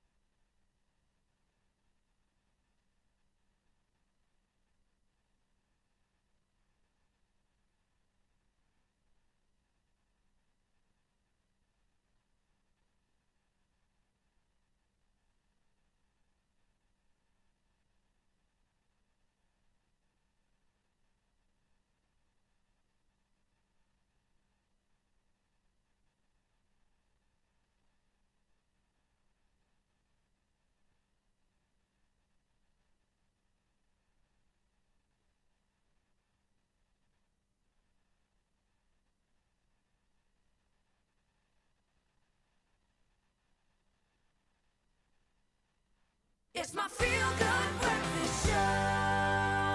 Welcome back. Let me tell you some good news. 43 million Rand in total estimated Powerball and Powerball Plus jackpots are up for grabs. It all goes down this Friday, so don't delay. Play Powerball for an estimated 22 million Rand. Then you get Powerball Plus for an estimated 21 million Rand today. And you can buy tickets now in store on the nationallottery.co.za website, the mobile app, cell phone banking, or simply dial star 120 star 7529 hash and follow the USSDs. It's that simple. Panda Pusha, play Powerball and Powerball Plus, and that, of course, is for 43 million Rand. Yo, and we're going to keep playing right now, and not just us, but Son of Old taking us into the weekend. Let's go.